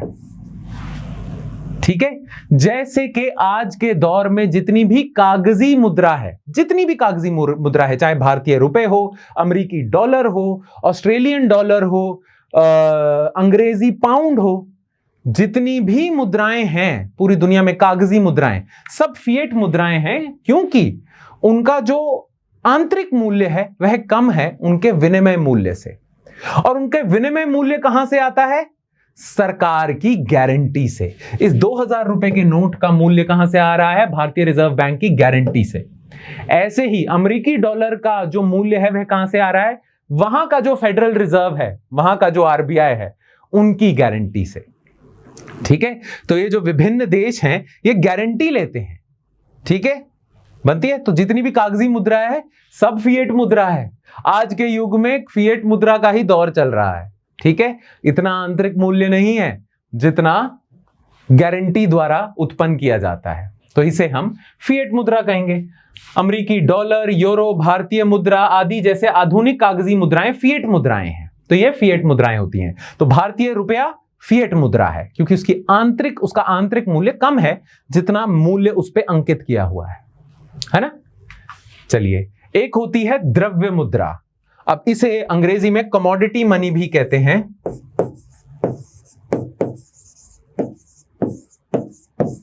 कमोडिटी मुद्रा भी कहते हैं। तो यदि आपकी प्रश्न पुस्तिका में कमोडिटी मुद्रा लिखा है तो घबराइए मत, वह द्रव्य मुद्रा ही है। अब द्रव्य मुद्रा क्या है? द्रव्य मुद्रा वह मुद्रा है जिसका विनिमय मूल्य है उसके आंतरिक मूल्य जितना। ठीक है, तो जितना उसका आंतरिक मूल्य होगा उतना ही उसका विनिमय मूल्य होगा। पुराने जमानों में जब रिजर्व बैंक जैसी चीजें नहीं होती थी तब द्रव्य मुद्रा का ही प्रयोग किया जाता था। अब इसका उदाहरण पता क्या है? सोना, चांदी, तांबा, नमक, सीप आदि वगैरह। ठीक है, सोने का जितना मूल्य होगा, यानी कि यदि आप 10 ग्राम का सोने का सिक्का लेते हैं, 10 ग्राम का सोने का सिक्का, और मान लीजिए सोने का रेट चल रहा है 50,000 रुपए, तो वह 10 ग्राम का सोने के सिक्के को आप दे के 50,000 की कोई भी चीज खरीद सकते हो। तो 10 ग्राम सोने के सिक्के का आंतरिक मूल्य भी 50,000 है और उसका विनिमय मूल्य भी 50,000 है। तो वो जो 10 ग्राम का सोने का सिक्का है वह बन जाएगा कमोडिटी मुद्रा, द्रव्य मुद्रा। ठीक है, ऐसे ही चांदी का भी इस्तेमाल आप कर सकते हो, तांबे का भी प्रयोग कर सकते हो। और पुरानी सभ्यताओं में, बहुत ही पुरानी सभ्यताओं में जहां सोना, चांदी, तांबा नहीं था, वहां जौ का प्रयोग कर लिया जाता था। मैंने बताया था कुछ दक्षिण भारतीय ऐसी सभ्यताएं थी जहां नमक का प्रयोग कर लिया जाता था, है ना। तो कमोडिटी मुद्रा या द्रव्य मुद्रा वह है जिसका आंतरिक मूल्य और विनिमय मूल्य एक है, सामान्य है। ठीक है, तो इसका विनिमय मूल्य कहां से आता है? द्रव्य मुद्रा का विनिमय मूल्य कहां से आता है? कोई सरकारी गारंटी की आवश्यकता नहीं होती, कोई सरकारी गारंटी नहीं चाहिए, क्योंकि जितना आंतरिक मूल्य होगा उतना ही विनिमय मूल्य होगा। ठीक है, अब मैंने आपको बताया मुद्रा के विनिमय मूल्य कहां से आता है? लोगों के विश्वास से। तो जब सरकार गारंटी ले ले कि ये नोट 2000 रुपए का है तो लोगों का विश्वास आ जाता है। यदि किसी मुद्रा का आंतरिक मूल्य ही 2000 रुपए का है तो अगर आंतरिक मूल्य होगा तो लोगों का विश्वास होगा, लोगों का विश्वास होगा तो विनिमय मूल्य भी इतना होगा। विनिमय मूल्य लोगों के विश्वास से आता है। अब या तो चीज का आंतरिक मूल्य हो तो लोगों का विश्वास होगा, या सरकार गारंटी ले ले तो विश्वास होगा। विश्वास से ही विनिमय मूल्य तय होता है, हमने पहले ही कर लिया था। ठीक है, तो द्रव्य मुद्रा वह होती है जिसका विनिमय मूल्य और आंतरिक मूल्य एक समान होता है। ठीक है, उदाहरण आपके सामने है। चलिए आगे चलते हैं। निकट या अर्ध धन। निकट धन किसे कहते हैं? अब देखिए, निकट धन वह धन है जो धन तो है पर वह ना मतलब पूर्णतः धन नहीं है, यानी कि यह मुद्रा के करीब है, यानी कि इसे मुद्रा में परिवर्तित करना आसान है। यदि आपको कोई चीज खरीदनी है तो इस निकट धन को पहले मुद्रा में परिवर्तित करोगे, फिर ही उससे विनिमय करोगे। ठीक है, तो ऐसी चीजों को निकट धन कहते हैं। इनकी मुद्रा से तरलता, याद है हमने अभी तरलता किया है, इनकी मुद्रा से तरलता थोड़ी कम होती है। तो यह वह धन है यह वह मुद्रा है जिसका मुद्रा के रूप में इसका प्रयोग किया जा सकता है, पर इसकी मुद्रा से थोड़ी तरलता कम है, इसीलिए यह निकट है। थोड़ी ही कम है ना। जैसे देखिए, यह गैर नकदी संपत्तियां हैं, यह गैर नकद है, यह नकद नहीं है, पर इसका उपयोग आप मुद्रा के रूप में कर सकते हो, पर यह नकद नहीं है। यह गैर नकदी संपत्तियां हैं जो अत्यधिक तरल हैं और इन्हें आसानी से नकदी में बदला जा सकता है। इस प्रकार ये अत्यधिक तरल संपत्तियां हैं जो नकद नहीं है। देखिए, सबसे तरल तो होता है नकद, उसके बाद जितनी भी संपत्तियां तरल होती हैं ये वह है, इन्हें बड़ी आसानी से नकदी में परिवर्तित किया जा सकता है। ठीक है, तो ये गैर नकदी संपत्तियां होती हैं, कैश नहीं है ये, पर फिर भी इनका इस्तेमाल, इनका प्रयोग मुद्रा में हो जाता है। जैसे कि बचत खाता हो गया आपका, गूगल पे हो गया, पेटीएम हो गया, जमा प्रमाण पत्र हो गया आपका, है ना, विदेशी मुद्रा हो गई। अब विदेशी मुद्रा भी मुद्रा है, पर भारत में अगर उसका उपयोग करना है तो पहले उस विदेशी मुद्रा डॉलर को आपको रुपयों में परिवर्तित करना पड़ेगा, है ना। तो बचत खाता, जमा प्रमाण पत्र, विदेशी मुद्रा, ट्रेजरी बिल, ये एक चीज होती है, हम करेंगे अभी।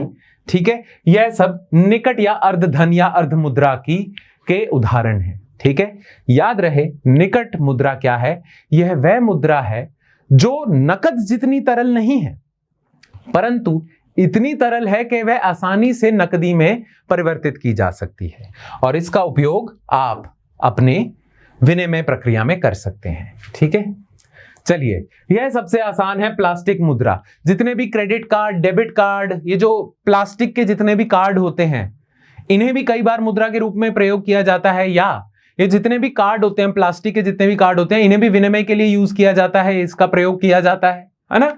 तो इन्हें हम प्लास्टिक मुद्रा कहेंगे, जैसे कि क्रेडिट कार्ड, डेबिट कार्ड वगैरह। कई आप बाहर खरीदने जाते हो तो क्रेडिट कार्ड दे देते हो, डेबिट कार्ड दे देते हो, तो ये मुद्रा की तरह काम कर रहा है, पर असल रूप से नकदी मुद्रा तो नहीं है, प्लास्टिक की बनी हुई है, तो इसे प्लास्टिक मुद्रा कह देते हैं। ठीक है, ये है वैध मुद्रा।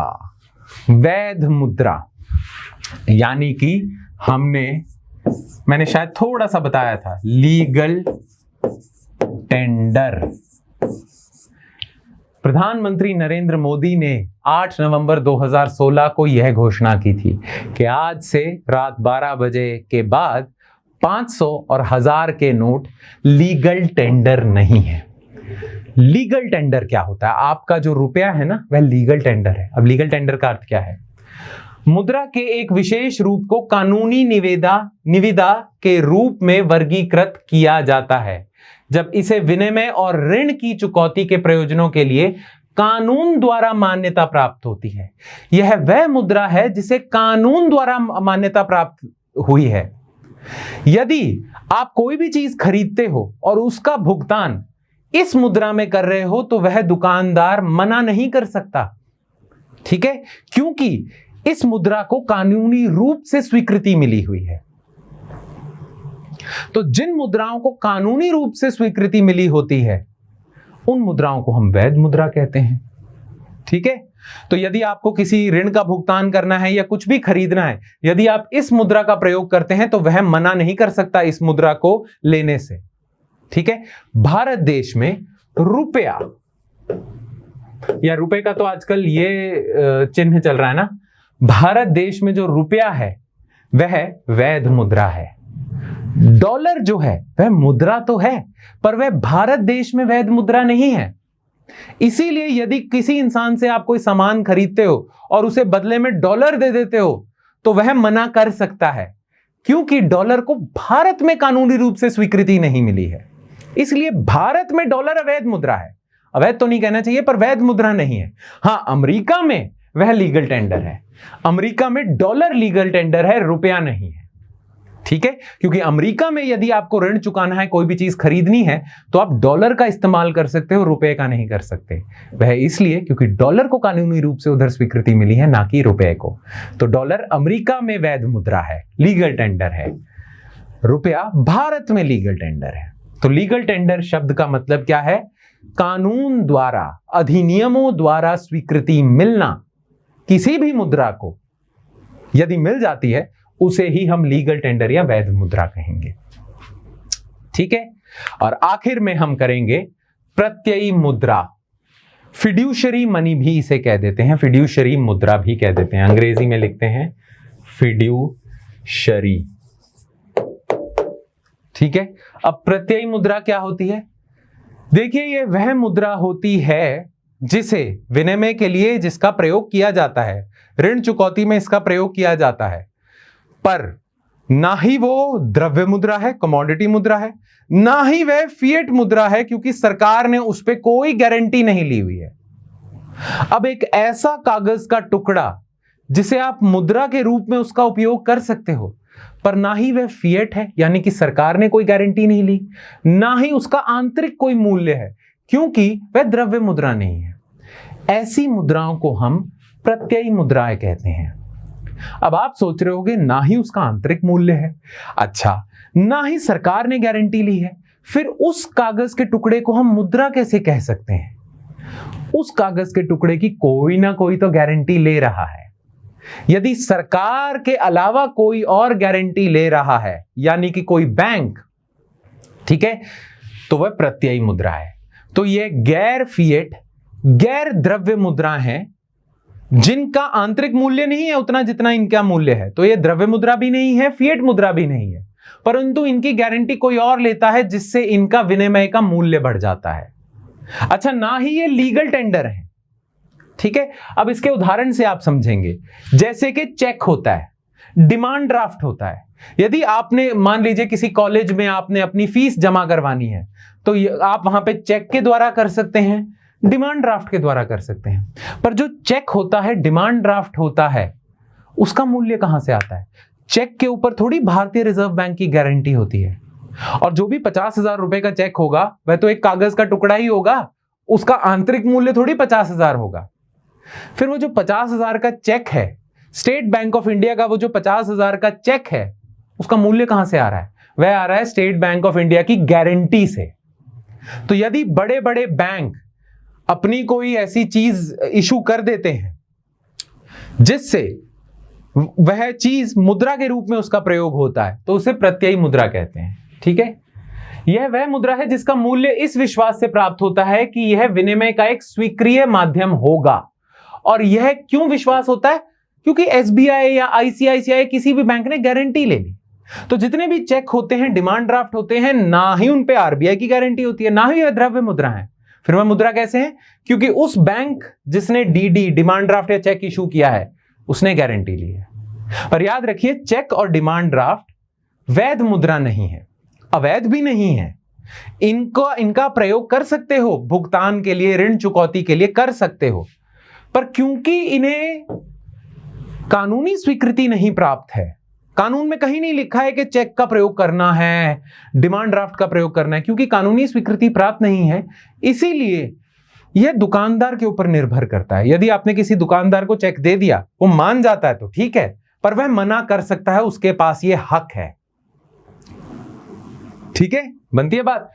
तो क्योंकि ये लीगल टेंडर नहीं है, प्रत्ययी मुद्रा है, कुछ कुछ जगहों पे इसका उपयोग हो जाता है मुद्रा के रूप में, कुछ कुछ जगहों पे दुकानदार मना कर सकते हैं क्योंकि इसे कानूनी स्वीकृति नहीं मिली है, परंतु इन्हें ही हम प्रत्ययी मुद्रा कहते हैं। इनके उदाहरण हो गए चेक, डिमांड ड्राफ्ट। ठीक है, बनती है बात। चलो, अब हम आगे बढ़ते हैं और अब हम आ जाते हैं मुद्रा के आपूर्ति पक्ष पे। ध्यान से सुनिएगा, यहीं आपके ज्ञान चक्षु खुलेंगे, ध्यान से सुनिएगा। अब देखिए, मुद्रा के आपूर्ति पक्ष को जानने से पहले आपको यह जानना जरूरी है कि मुद्रा का निर्माण भारत देश में कौन करता है, किस संस्था के पास क्या जिम्मेदारी है, कौन मुद्रा का निर्माण करता है, नोटों का निर्माण कौन करता है, सिक्कों का निर्माण कौन करता है। तो अब ध्यान से सुनिए। देखिए, भारत देश में एक संस्था है आरबीआई। इसको कानून द्वारा जिम्मेदारी दी गई है कि यह नोटों का निर्माण करेगा। तो भारत देश में जितने भी नोट हैं, सभी नोटों का निर्माण आरबीआई करता है, यह उसकी कानूनी जिम्मेदारी है। ठीक है, सिवाय 1 रुपए के नोट के। 1 रुपए का नोट का निर्माण भारत सरकार द्वारा किया जाता है। 1 रुपए के नोट के अलावा सभी नोटों का निर्माण 10 रुपए, 20 रुपए, 50 रुपए, 100, 200, 500, 2000 सभी नोटों का निर्माण करा जाता है आरबीआई द्वारा। पर आप जानते हैं कि भारत देश में सिर्फ नोट ही नहीं है मुद्रा के रूप में, सिक्के भी तो होते हैं, है ना। अब देखिए जितने भी नोट हैं 1 रुपए के नोट को छोड़ के आरबीआई द्वारा निर्मित किए जाएंगे, पर जितने भी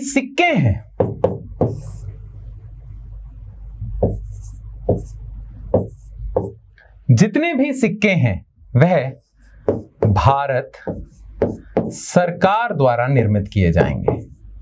तो सिक्कों के निर्माण की जिम्मेदारी है भारत सरकार के पास, 1 रुपए के नोट के निर्माण की जिम्मेदारी है भारत सरकार के पास, ठीक है। पर उसके अलावा जितने भी नोट हैं सबकी जिम्मेदारी आती है आरबीआई के पास। इस बात से भली भांति परिचित रहना, सभी नोट आरबीआई, 1 रुपए का नोट और भारत देश में तमाम सिक्के भारत सरकार द्वारा निर्मित किए जाते हैं, ठीक है। ये बात पता चल गई। चलिए अब आगे बढ़ते हैं। अब देखिए भारत देश में मुद्रा की कुल मात्रा कितनी है, उसके बहुत सारे मापदंड हैं और वह सारे मापदंड आरबीआई के नियंत्रण में है। तो आरबीआई को यह कानूनी जिम्मेदारी दी गई है कि उसने जितनी भी मुद्रा देश में है उसकी मात्रा को मापना है। अब आरबीआई के पास कुल 4 मापदंड हैं, ठीक है। अब वो 4 मापदंडों से भी हम परिचित हो जाते हैं, ठीक है। तो ये सबसे पहले हम करेंगे M0। याद रखना ये जो सारी चीजें हम करें M0, M1, M2, M3, M4 कुल 5 हो गई, है ना। तो ये जो कुल 5 मापदंड हैं ये आरबीआई के नियंत्रण में है और आरबीआई की जिम्मेदारी है कि इन मापदंडों की मात्रा बतानी है देश को, ठीक है। आरबीआई ही मापता है इन्हें। चलिए अब M0 जिसे संचित धन भी कहा जाता है, इसमें क्या होता है? देखिए जितनी भी प्रिंटेड मुद्रा है, छपी हुई जितनी भी मुद्रा है, सिक्के एवं नोट जितने भी हैं मुद्रा, वह जितनी भी प्रचलन में मुद्रा चल रही है, देखिए कुछ मुद्रा तो आरबीआई ने अपने बैंक में रखी हुई है, ठीक है, कुछ मुद्रा प्रचलन में है। तो M0 क्या होगा? प्रचलन में मुद्रा जमा आरबीआई के पास बैंकरों की जमा राशि। देखिए बहुत सारे भारत देश में जितने भी बैंक है ना, जितने भी बैंक है, एसबीआई, आईसीआईसीआई, सारे जितने भी बैंक है, सभी बैंक कुछ राशि आरबीआई के पास जमा करते हैं। अब वह जो राशि है जो आरबीआई के पास जमा है वह प्रचलन में तो नहीं है। प्रचलन में मतलब बाजारों में तो वही मुद्रा होगी जो बाहर है। यदि बैंकों ने कुछ राशि आरबीआई के पास जमा कर दी तो वह अर्थव्यवस्था में प्रचलन में नहीं होगी। तो संचित धन क्या होगा? प्रचलन में मुद्रा जमा आरबीआई के पास बैंकरों द्वारा जमा की गई राशि जमा आरबीआई के पास अन्य जमा खाते। देखिए जो भारत सरकार है और जितनी भी राज्य सरकारें हैं वह भी कुछ धन आरबीआई के पास खाते में जमा करते हैं, है ना। तो यह तीनों मिला के बनते हैं M0 जिसे हम संचित धन भी कहते हैं, ठीक है। अच्छा M1 क्या होगा? जनता के पास जितनी भी मुद्रा है यानी कि नकद रूप में जनता के पास जितनी मुद्रा है वह प्लस बैंकों के पास मांग जमा खाते जितने भी हैं उसे आप जमा करोगे। अब देखिए बैंकों के पास जितने भी खाते होते हैं ना वह 2 तरीके के होते हैं। जितने भी बैंक हैं, ध्यान से सुनिएगा इस बात को, जितने भी बैंक हैं इन बैंकों में हम अपना पैसा जमा कराते हैं। अब बैंकों में पैसा जमा कराने के 2 तरीके होते हैं। एक तो होते हैं आपके मांग जमा, ठीक है, मांग जमा कहते हैं, और दूसरे होते हैं आपके सावधि जमा, ठीक है। अब देखिए मांग जमा कौन से होते हैं, मांग डिपॉजिट्स कौन से होते हैं? देखिए कुछ पैसा आप बैंक में जमा करवाते हो उसे आप कभी भी निकाल सकते हो, ठीक है, एटीएम जाके या कैसे भी निकाल सकते हो। वह पैसा तो जाएगा आपके मांग जमा खाते में। पर कुछ पैसा ऐसा होता है जिसे आप अपनी मर्जी से नहीं निकाल सकते, जैसे कि एफडी, फिक्स डिपॉजिट। यदि आप बैंक में एफडी करवाते हो तो जब तक वह एफडी पूरी नहीं हो जाती, 1 साल की आपने एफडी करा दी, 1 साल बाद ही उस पैसे को आप निकाल सकते हो। अपनी मनमर्जी पे, अपनी मांग के आधार पे नहीं निकाल सकते, उसकी अवधि पे निर्भर करेगा आप पैसा कब निकाल सकते हो। उन्हें कहते हैं सावधि या फिक्स्ड डिपॉजिट्स। तो बैंकों के पास ये 2 तरीकों के डिपॉजिट्स या जमा राशि होती है ना। अब देखिए M1 क्या है? जनता के पास नकद में जितनी मुद्रा है प्लस बैंकों के पास, भारत में जितने भी वाणिज्य बैंक हैं, जितने भी कमर्शियल बैंक्स हैं, बैंकों के पास मांग जमा खाते, सिर्फ यह वाले खाते, ठीक है, प्लस आरबीआई के पास अन्य जमा खाते आपको M1 देंगे, ठीक है। दूसरा M2 क्या है? M2 होगा M1 ये जमा डाकघरों में बचत जमा खाते। देखिए भारत सरकार ने एक ऐसी सुविधा भी दी हुई है उन लोगों को जिनके आसपास बैंक ब्रांच नहीं है। बहुत सारे ऐसे क्षेत्र हैं भारत में जिनके आसपास बैंक ब्रांच नहीं है। अब उन लोगों को भी जमा खाते की सेवाएं चाहिए, तो हमारे देश में हर जगह में पोस्ट ऑफिस, डाकघर जरूर है। तो भारत सरकार ने एक सुविधा निकाली है कि जिन लोगों को डाकघरों में पैसे जमा कराने हैं वह डाकघरों में करा सकते हैं। तो M2 क्या होगा? M1 जमा डाकघरों में बचत जमा खाते, ये M2 होगा। अच्छा M3 क्या होगा? ध्यान से देखिएगा, M1 प्लस बैंकों के साथ सावधि या मियादी जमा खाते, यानी कि M1 में जो खाते थे वह सिर्फ ये था, M3 में यह भी होगा, यह भी होंगे, है ना। तो M3 क्या है? M1 प्लस यह छूट गया था ना, सावधि खाते छूट गए थे, उन्हें आप और जमा कर दीजिए तो आपको M3 मिल जाएगा, ठीक है। तो हम कह सकते हैं M3 जो है वह बड़ा मापदंड है मुद्रा आपूर्ति का, अगर हम तुलना करें M1 से। M1 छोटा मापदंड है क्योंकि इसमें यह खाते नहीं होते, पर M3 में यह भी होते हैं, यह भी होते हैं और यह सब तो होता ही है, ठीक है। अच्छा M4 इसका प्रयोग हम कम से कम करते हैं। M4 क्या होगा? M3 प्लस डाकघर बचत संगठन के पास कुल जमा राशि, ठीक है। तो एक तो बचत जमा खाते होते हैं डाकघरों के पास, और डाकघरों के पास और ऐसे अन्य जमा खाते होते हैं जो रह गए थे M2 में, उन सभी को यदि आप ऐड कर दें, ठीक है, M3 में, तो आपको M4 मिलेगा, ठीक है। बनती है बात। तो जैसे जैसे हम नीचे जाते जाएंगे वैसे वैसे मापदंड बड़े स्तर के होंगे, ठीक है। बनती है बात, यह समझ आ गया। अब देखिए यहां संचित धन जो होता है ना, वह पता क्या होता है? जितनी आरबीआई ने पैसा प्रिंट कर दिया, छाप दिया, जितनी भी छपी हुई मुद्रा है वह सारी M1 में आएगी। इसमें छपी हुई मुद्रा भी आएगी, बैंकों में जमा खाते, सब कुछ आएगा इसमें, ठीक है। खैर ये चीज है, यह चारों चीजें आपने याद रखनी है, इनसे संबंधित सवाल पूछे जाते हैं।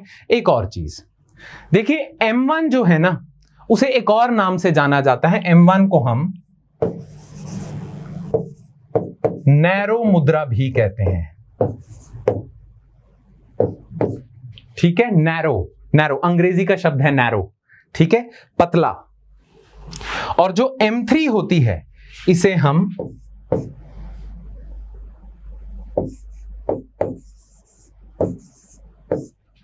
ब्रॉड मुद्रा कहते हैं, यानी कि बड़ा, ज्यादा चौड़ा, है ना। नैरो रास्ता होता है, पतला रास्ता होता है, चौड़ा रास्ता होता है। अब इसे नैरो क्यों कह रहे हैं? क्योंकि इसमें सिर्फ मांग जमा खाते हैं। इसे ब्रॉड क्यों कह रहे हैं? क्योंकि इसमें मांग जमा खाते भी हैं, यह भी है, पूरा का पूरा M1 है, प्लस इसमें सावधि जमा खाते भी हैं, है ना। बनती है बात। तो इसे हम ब्रॉड कहते हैं, याद रखिएगा ये नाम, नैरो मुद्रा, ब्रॉड मुद्रा। यह इतनी महत्वपूर्ण नहीं है M2 और M4। आपने जो आपसे जिनसे संबंधित सवाल पूछे जाएंगे वह होगा संचित धन, नैरो मनी, नैरो मुद्रा, ब्रॉड मुद्रा, ठीक है। अब आपको समझ भी आ गया इसे नैरो क्यों कहते हैं, इसे ब्रॉड क्यों कहते हैं, ठीक है। बनती है बात। चलिए अब आगे बढ़ते हैं। अब देखिए संचित धन M0 के और बहुत सारे अन्य नाम हैं, वो भी मैं आपको बता देता हूं। एक तो इसे संचित धन कहते हैं, इसे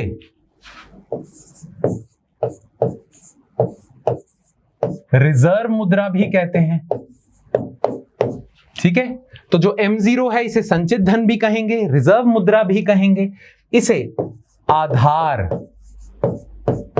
भूत मुद्रा भी कहेंगे। ये मैं आपको समझाऊंगा क्यों कहते हैं इसे आधारभूत। अभी के लिए आप याद रखिए यह तीन नाम है संचित धन के, संचित धन, रिजर्व मुद्रा, आधारभूत मुद्रा। M0 को हम यह तीन नामों से जानते हैं, ठीक है। अच्छा, एक और चीज देखिए, M0 की जब हम परिभाषा करेंगे या रिजर्व मनी या संचित धन की जब हम परिभाषा करेंगे तो उसमें कई बार परिभाषा में लिखा होता है कि संचित धन वह धन है जो कुल आरबीआई की कुल देयता है, देयता यानी कि देनदारी, लायबिलिटी जिसे हम कहते हैं। ठीक है, अब देखिए जितना भी पैसा छपा हुआ है वह आरबीआई की देनदारी ही है। क्यों? क्योंकि आरबीआई ने गारंटी ली है। कल को मेरा इस 10 रुपए के नोट में विश्वास नहीं रहता, आरबीआई के गारंटी के बावजूद विश्वास नहीं रहता, तो आरबीआई कहता है ये नोट मेरे पास ले आना, मैं 10 रुपए की कोई चीज आपको दे दूंगा, आपका विश्वास नहीं है मैं दे दूंगा। ठीक है, इसी वजह से सबका विश्वास आता है, क्योंकि आरबीआई ने क्या गारंटी ली हुई है? आरबीआई ने गारंटी ली हुई है कि यदि किसी इंसान का इस मुद्रा में विश्वास नहीं है तो मेरे पास ये नोट ले आए, मैं उतने ही मूल्य की कोई चीज, सोना, चांदी, डॉलर आपको दे दूंगा।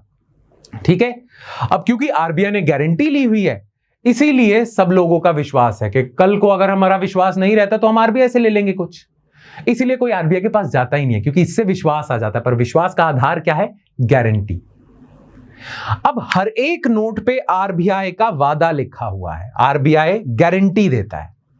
अब वो जो गारंटी है ना वह आरबीआई की देनदारी है, क्योंकि कल को सारे भारतीयों का अगर विश्वास डगमगा जाए इस मुद्रा से तो सारे भारतीय यह नोट लेके आरबीआई के पास चले जाएंगे और आरबीआई को कुछ देना पड़ेगा इसके बदले।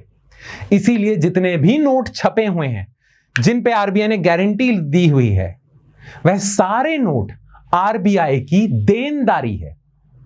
ठीक है, अब जो संचित धन होता है ना M0, यह होता है कुल छपी हुई मुद्रा। जितनी मुद्रा छप चुकी है वह M0 में आएगी, चाहे वह प्रचलन में है या आरबीआई के पास जमा हो रखी है। जितनी मुद्रा छप चुकी है वह संचित धन होगी, और जितनी मुद्रा छप चुकी है उसे हम आरबीआई की कुल देनदारी कह सकते हैं, अभी मैंने बताया। इसीलिए संचित धन की परिभाषा कई बार कह देते हैं आरबीआई की कुल देनदारी। ठीक है, बस इतना याद रखना। ज्ञान चक्षु खुलने का समय अभी थोड़ी देर में आएगा, पर ये चीजें याद रखना। संचित धन रिजर्व मुद्रा कहते हैं, आधारभूत मुद्रा कहते हैं, इसे नैरो मुद्रा, इसे ब्रॉड मुद्रा। ठीक है, चलें आगे। चलिए, अब यहां आपको पता चलेगा कि मैं क्या बात कर रहा हूं ज्ञान चक्षुओं की। मुद्रा निर्माण। अब आपको यदि मैं कह दूं कि देखिए भारत देश में जितनी भी मुद्रा की मात्रा है, कई लाख करोड़ मुद्रा की मात्रा है। ठीक है, भारत देश में जितनी भी मुद्रा की मात्रा है आपको पता है सारी की सारी आरबीआई ने नहीं छापी। भारत देश में जितनी कुल मुद्रा है ना इस समय, उसकी सिर्फ 5% आरबीआई ने छापी होगी, 6%, 7%। 90% से अधिक मुद्रा जितनी प्रचलन में है भारत देश में वह आरबीआई ने कभी छापी भी नहीं थी, हवा में उत्पन्न हो गई वो। अब ये कैसे होता है, समझ आई आपको बात? जितनी मुद्रा है भारत देश में आरबीआई ने सिर्फ 5 या 6% छापी थी, बाकी 90% से अधिक मुद्रा जितनी भी प्रचलन में है वह हवा में उत्पन्न हुई थी। अब ये हवा में कैसे उत्पन्न होती है, ध्यानपूर्वक सुनिएगा। देखिए, मान लीजिए आरबीआई है, अब आरबीआई को जिम्मेदारी है कि उसने नोट छापने हैं। ठीक है, आरबीआई ने 100 रुपए का नोट छापा। ठीक है, अब आरबीआई ने ये 100 रुपए का नोट क्यों छापा? ताकि बाजार में मुद्रा की मात्रा बढ़ जाए। तो आरबीआई ये 100 रुपए का नोट छापेगा और इसे बाजार में उतार देगा। ठीक है, अर्थव्यवस्था में उतार देगा। ठीक है, अब मान लीजिए यह जो आरबीआई ने नोट छापा ये इस इंसान के पास आ गया, ए, इसके पास आ गया। अब इसके पास आ गए 100 रुपए। ठीक है, अब ये ए इंसान 100 रुपए का क्या करेगा? एक बैंक है उसमें जमा कर देगा।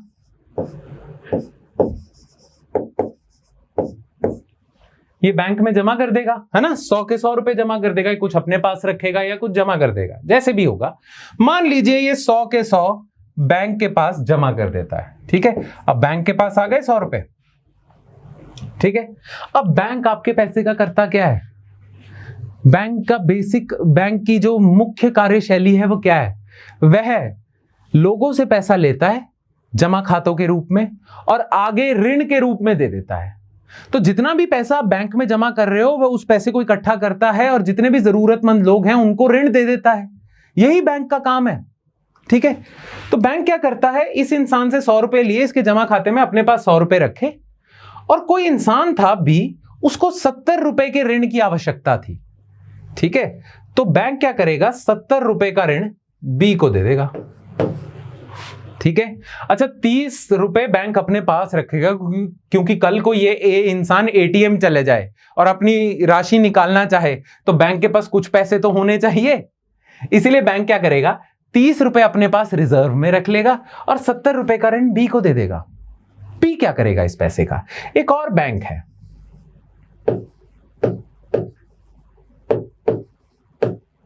बैंक 2, बी 70 रुपए इसको दे देगा, इसके पास आ जाएंगे 70 रुपए, ठीक है। अब ध्यान से देखिए, अगर मैं ए से पूछूं कि तेरे पास कितने पैसे हैं, वह बोलेगा 100 रुपए, अभी आपके सामने ही तो बैंक में जमा कराए। अगर मैं बी से पूछूं आपके पास कितने पैसे हैं, तो बी बोलेगा 70 रुपए, अभी आपके सामने तो इस बैंक में जमा करवाए। अगर मैं आपसे पूछूं कि भारत देश में कुल मुद्रा कितनी है, तो आप कहेंगे 170 रुपए, है ना। ए कहेगा मेरे पास 100 रुपए है, ए को थोड़ी पता कि बैंक ने उसमें से 70 रुपए आगे ऋण दे दिया। ए के हिसाब से उसके खाते में 100 रुपए पड़े हैं, बी के हिसाब से उसके खाते में 70 रुपए पड़े हैं। कुल देश में मुद्रा की आपूर्ति कितनी है, मुद्रा की मात्रा कितनी है, 170। आरबीआई ने छापी कितनी थी, 100। तो आरबीआई ने छापे 100 रुपए, पर इस प्रक्रिया से 70 रुपए हवा में बन गए। ऐसा ही काम दोबारा होता है। यह बैंक क्या करेगा, 30 रुपए अपने पास रखेगा और कोई इंसान है सी, उसे 40 रुपए का ऋण दे देगा। यह सी इंसान तीसरे बैंक में पैसा जमा कर देगा, है ना। अब इस बैंक के पास आ जाएंगे 40 रुपए, हो सकता है ऐसा। अब सी से आप पूछोगे, वह कहेगा मेरे पास 40 रुपए है, मेरे खाते में जमा है, देख ले। बी से पूछोगे, वो बोलेगा मेरे पास 70 रुपए है, मेरे खाते में जमा है। ए से पूछोगे, वह कहेगा मेरे पास 100 रुपए हैं, जमा है मेरे खाते में। कुल तीनों से पूछे आप, तीनों के पास कितनी मुद्रा की मात्रा है, वे बोलेंगे, ये बोलेगा 40, ये बोलेगा 70, ये बोलेगा 100। भारत देश में कुल मुद्रा की मात्रा होगी 210। आरबीआई ने छापी कितनी थी, 100 रुपए। तो आरबीआई ने छापी 100, पर बैंकों के द्वारा यह 210 बन गई हवा में। होता है ऐसा, है ना। इसके हिसाब से इसके खाते में 100 रुपए हैं, 70 रुपए हैं, 40 रुपए हैं, 210 रुपए हैं कुल भारत में। छापे कितने थे, 100। और जब ये बात मुझे पता चली थी ना, एकदम दिमाग में एक विस्फोट सा हुआ था कि बुश, अच्छा देश में ऐसा होता है। और हमारे देश में नहीं, पूरे विश्व में ऐसा होता है। जो केंद्रीय बैंक होते हैं, देखिए जो रिजर्व बैंक है ना, आरबीआई, उसे हम केंद्रीय बैंक कहते हैं। किसी भी देश का जो केंद्रीय बैंक होता है, जैसे भारत में जो आरबीआई है उसे केंद्रीय बैंक कहेंगे, क्योंकि ये बाकी बैंकों पे नियंत्रण रखता है ना। तो जो मुद्रा छापने वाली अथॉरिटी होती है, वह कम मुद्रा छापती है, देश में मुद्रा ज्यादा हो जाती है। ये सच्ची विस्फोटात्मक चीज ही थी मेरे लिए। मेरे दिमाग में विस्फोट हुआ कि मेरे पास जितने पैसे हैं, असल रूप से देखा जाए मेरे पास हैं भी नहीं, मेरे बैंक में जमा है। वो आगे कैसे होते जा रहे हैं और मुद्रा की आपूर्ति बढ़ती जा रही है, मुझे नहीं पता। और ये जो प्रक्रिया है, ये आगे भी चलती रहेगी।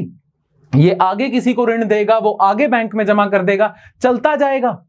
और ऐसे ही आरबीआई सिर्फ 100 रुपए छापता है, पर वह धन, वह मुद्रा गुणा होती रहती है, गुणा होती रहती है, और मुद्रा की मात्रा बढ़ती जाती है ना। बनती है बात। तो भारत देश में जितनी मुद्रा है उतनी तो आरबीआई ने कभी छापी भी नहीं थी। बैंकों की प्रणाली से ऐसा हो जाता है। बैंकों की जो ये प्रक्रिया है, बैंकिंग सिस्टम जो है, इसकी वजह से पैसा गुणा होता जाता है। तो कुल देश में जितना भी धन है, वह तो कभी छपा भी नहीं था। कितनी विस्फोटजनक बात है ये, पर ऐसा ही होता है। अब देखिए, यह जो 210 रुपए है ना, इसे ही हम कहते हैं M3, क्योंकि कुछ पैसा कईयों ने जमा खातों में जमा कराया होगा, कुछ ने सविधि खातों में जमा कराया होगा। तो कुल ये जो धन बन चुका है, ये M3 है। इसीलिए M3 को हम ब्रॉड मनी भी कहते हैं। एक और नाम से जानते हैं हम M3 को।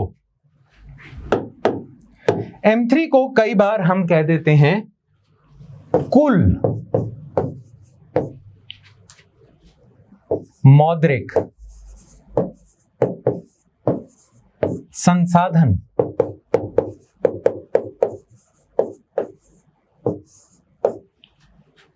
यानी कि जब हम बात करते हैं ना देश में मनी सप्लाई कितनी है, मुद्रा आपूर्ति कितनी है, कि भारत देश में कुल मुद्रा आपूर्ति कितनी है, तो हम असल रूप में M3 की बात कर रहे होते हैं। M3 ब्रॉड मनी भी कहलाता है, मुद्रा आपूर्ति भी कहलाता है, कि जब भी कभी ये शब्द आएगा मुद्रा आपूर्ति या मुद्रा की कुल मुद्रा की मात्रा कितनी है, तो वह M3 की बात कर रहे होंगे। ठीक है, और M3 को ही हम कुल मौद्रिक संसाधन भी कहते हैं, कि भारत देश में कुल मौद्रिक मुद्रा के रूप में कितने संसाधन है, कितने रुपए बन चुके हैं, मुद्रा आपूर्ति कितनी है, इसे ही M3 कहते हैं। तो M3 जो होता है वह ये है, और ये जो RBI ने छापा था इसे ही हम M0 कहते हैं। अब याद आया मैंने इसे आधारभूत मुद्रा क्यों कहा था, क्योंकि यह 100 रुपए आधार है जिसके ऊपर यह कुल मुद्रा आपूर्ति टिकी हुई है। यह RBI छापता ना तो यह बनता ही ना। इसीलिए जो रिजर्व मनी होता है, जो संचित धन होता है, उसे ही हम आधारभूत मुद्रा भी कहते हैं, क्योंकि इसी के आधार पे ये बना है। तो ये 100 रुपए होगा M0, ये 210 रुपए होगा M3। और यदि हम इन दोनों का अनुपात ले लें, M3 आ जाइए, इधर आ जाइए, M3 और M0 संचित धन और कुल मौद्रिक संसाधन, इन दोनों का जब हम अनुपात लेते हैं तो इसे हम कहते हैं धन गुणक। धन गुणक का मतलब क्या है, देखिए इस उदाहरण में M0 था 100 रुपए और M3 था 210। ठीक है, तो धन गुणक कितना निकला आपका 2.1। यानी कि RBI जब 1 रुपया छापेगा तो वह पूरे देश में 2.1 रुपया बन जाएगा। यदि RBI 10 रुपए छापता है तो वह धन जो होगा, जो RBI छापता है, वह 2.1 से गुणा हो जाएगा, 21 रुपए बन जाएगा। यदि RBI 100 रुपए छापता है तो वह 2.1 से गुणा हो जाएगा और वह 210 बन जाएगा अर्थव्यवस्था में पूरी, है ना। इसे हम धन गुणक की अवधारणा कहते हैं। तो धन गुणक का मतलब क्या है, M3 और M0 का अनुपात, धन गुणक। और आपको पता है आजकल धन गुणक कितना चल रहा है, 4 कुछ चल रहा है। यानी कि RBI जितना छापता है उसके 4-5 गुना हो जाता है, कभी कभार 10 गुना भी हो जाता है, कि 10 रुपए छापे 100 रुपए बन गए। ठीक है, तो धन गुणक यह अवधारणा है। अब आपको समझ आया। अब देखिए आधारभूत मुद्रा M0, इसकी परिभाषा क्या है, यह किसी देश की मौद्रिक प्राधिकरण, मौद्रिक प्राधिकरण इस इधर भारत देश में है RBI, यह किसी देश के मौद्रिक प्राधिकरण की कुल देयता है। मैंने बताया था लायबिलिटी, क्योंकि जितनी छपी हुई मुद्रा है वह RBI की देयता है। तो जितनी छपी हुई मुद्रा है उसे ही हम आधारभूत मुद्रा कहते हैं, और जितनी छपी हुई मुद्रा है उसे ही देयता कहेंगे RBI की। तो यह परिभाषा भी सही साबित होती है। मुद्रा जमा अनुपात CDR क्या होता है, अब ध्यान से सुनिएगा। देखिए जितनी भी मुद्रा है देश में, अब लोग क्या करते हैं, कुछ मुद्रा तो अपने पास रख लेते हैं नकदी रूप में, कुछ मुद्रा को वह बैंकों में जमा करा देते हैं। ठीक है, तो कुछ मुद्रा होगी लोग अपने पास रखेंगे, कुछ मुद्रा बैंकों में जमा करा देंगे। ठीक है, अब देखिए जितना ज्यादा लोग बैंकों में पैसा जमा कराएंगे, जितना ज्यादा लोग बैंकों में पैसा जमा कराएंगे, आपको नहीं लगता उतना ही धन गुणक ज्यादा होगा? क्योंकि यदि पिछले उदाहरण में यदि A को जो रिजर्व बैंक ने 100 रुपए दिए, अगर वह बैंक में जमा ना करवाता तो धन गुणक ना होता, धन गुणा ना होता। अगर वह अपने पास ही रखता तो धन ना बनता, और है ना। तो जितने ज्यादा लोग धन जमा करवाएंगे बैंकों में, उतना ही धन गुणक बढ़ता जाएगा। बनती है बात। तो बैंकों में पैसा जमा कराना जरूरी है यदि आपको धन गुणक करवाना या धन को गुणा करवाना है, छपी हुई मुद्रा से ज्यादा मुद्रा बनानी है। ठीक है। अब मुद्रा जमा अनुपात CDR आपको क्या बताता है कि जितनी मुद्रा है उसमें से कितने प्रतिशत लोगों ने नकदी रूप में रखी है, कितने प्रतिशत लोगों ने बैंकों में जमा करा दी है। ठीक है। अगर यह कम होता है, CDR कम होता है, इसका मतलब क्या है? जब CDR कम होता है इसका मतलब लोग बैंकों में ज्यादा पैसा जमा करा रहे हैं, नकदी रूप में कम रख रहे हैं। जब लोग ऐसा करेंगे धन गुणक ज्यादा होगा, है ना। और जब यह ज्यादा होता है यानी कि लोग नकदी रूप में पैसा ज्यादा रख रहे हैं, बैंकों में कम जमा करवा रहे हैं, तब धन गुणक कम हो जाएगा, है ना। तो CDR क्या बताता है आपको? CDR से धन गुणक की मात्रा आपको पता चलती है। जितना ज्यादा CDR होगा उतना मतलब नकदी ज्यादा है, खाते कम है, जमा खाते कम है, और जितनी नकदी ज्यादा होगी धन गुणक कम होगा। तो CDR के बढ़ने से धन गुणक कम होता है, CDR के घटने से धन गुणक बढ़ता है। ठीक है। चलिए, एक होता है रिजर्व जमा अनुपात। अब इसमें क्या होता है? देखिए, पिछले उदाहरण में मैंने बताया था यदि A के पास 100 रुपए आते हैं तो वह 100 के 100 रुपए बैंक नंबर 1 में जमा कर देता है। अब बैंक उसमें से 30 रुपए अपने पास रखता है, अपने रिजर्व में रखता है, और बाकी 70 रुपए का आगे ऋण दे देता है। यदि बैंक 30 के बजाय 50 रुपए अपने पास रखता और बस 50 रुपए का ही ऋण देता, तो क्या मैं कह सकता हूं कि धन गुणक कम होता? क्या मैं कह सकता हूं कि यदि बैंक ये जो 30 रुपए के बजाय ज्यादा मुद्रा अपने पास रिजर्व में रखता और कम ऋण देता, तो पैसा कम निर्मित होता? वह जो आर्टिफिशियली निर्मित हो रहा है, हवा में जो निर्मित हो रहा है, वो कम होता। यदि बैंक सारे की सारी धनराशि अपने पास रखता, आगे ऋण ही ना देता, सारा का सारा पैसा A का अपने रिजर्व में रख दिया, आगे दे ही नहीं रहा ऋण के रूप में, तो होता ही ना धन का निर्माण, धन गुणक भी ना बढ़ता, है ना। 100 रुपए थे, 100 रुपए ही रह जाते, धन गुणक 1 आता। तो जितना ज्यादा बैंक अपने पास रिजर्व रखेंगे उतना धन गुणक कम होगा, और जितना बैंक अपने पास रिजर्व कम रखेंगे और ज्यादा से ज्यादा पैसा आगे ऋण के रूप में दे देंगे, उतना ही धन का निर्माण होता जाएगा, है ना। अब RDR क्या होता है? रिजर्व जमा अनुपात क्या होता है? बैंकों के पास जितना पैसा आ रहा है, बैंक नंबर 1 का जो मैंने उदाहरण दिया था आपको, है ना, उसमें क्या था? उसके पास 100 रुपए आ रहे थे, उसमें से 30 रुपए वह अपने पास रख रहा था, और उसके पास कुल पैसा कितना आया? 100 रुपए। तो RDR क्या होगा? यह है बैंकों के पास डिपॉजिट के रूप में जितना पैसा आता है उसका कितना प्रतिशत वह रिजर्व के रूप में रखते हैं, उसे ही RDR कहते हैं। ठीक है। तो इस उदाहरण में यह था, यदि ये कुछ भी रिजर्व ना रखता, शून्य रखता, तो RDR आपका शून्य आता, और यदि ये कुछ भी रिजर्व ना रखता तो आपको नहीं लगता धन ज्यादा निर्मित होता? तो जितना कम RDR होगा उतना ही धन निर्माण ज्यादा होगा। इसका मतलब जितना कम RDR होगा उतना ही धन गुणक ज्यादा होगा, क्योंकि ज्यादा मुद्रा का निर्माण हो रहा है ना। तो इसीलिए ध्यान रखना, CDR हो चाहे RDR हो, दोनों का नकारात्मक संबंध है धन गुणक से। यानी कि जब ये दोनों कम होते हैं तब धन गुणक बढ़ता है, और जब ये दोनों ज्यादा होते हैं धन गुणक कम होता है। अब आपको पता है RBI का, मैंने आपको शुरुआत में ही बताया था कि RBI का मुख्य लक्ष्य क्या है, या RBI का मेन काम क्या है? RBI का मेन काम है मुद्रा की मात्रा में परिवर्तन करना। अर्थव्यवस्था की जरूरतों के हिसाब से मुद्रा कभी बढ़ा दे, कभी कम कर दे। अब RBI मुद्रा को बढ़ाता या कम कैसे करता है? छापता नहीं है बार बार RBI बैंकों पे नियंत्रण करता है, और बैंकों पे ऐसे नियंत्रण करता है कि कभी कभार वह अपना रिजर्व बढ़ा देते हैं, कभी कभार कम कर देते हैं। और हमने देख लिया है कि जब बैंकों के रिजर्व ऊपर या नीचे होते हैं तो धन गुणक में परिवर्तन आता है, और कुल मौद्रिक संसाधनों में, कुल मुद्रा मात्रा में परिवर्तन आता है।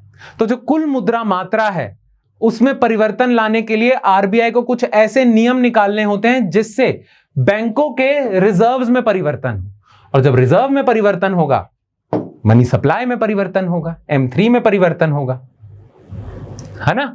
अच्छा, कुछ ऐसी नीतियां होती हैं जिससे लोग ज्यादा बैंकों में पैसा जमा करने लग जाते हैं। आरबीआई की कुछ नीतियां ऐसी निकालता है आरबीआई जिससे लोग ज्यादा जमा करने लग जाएंगे।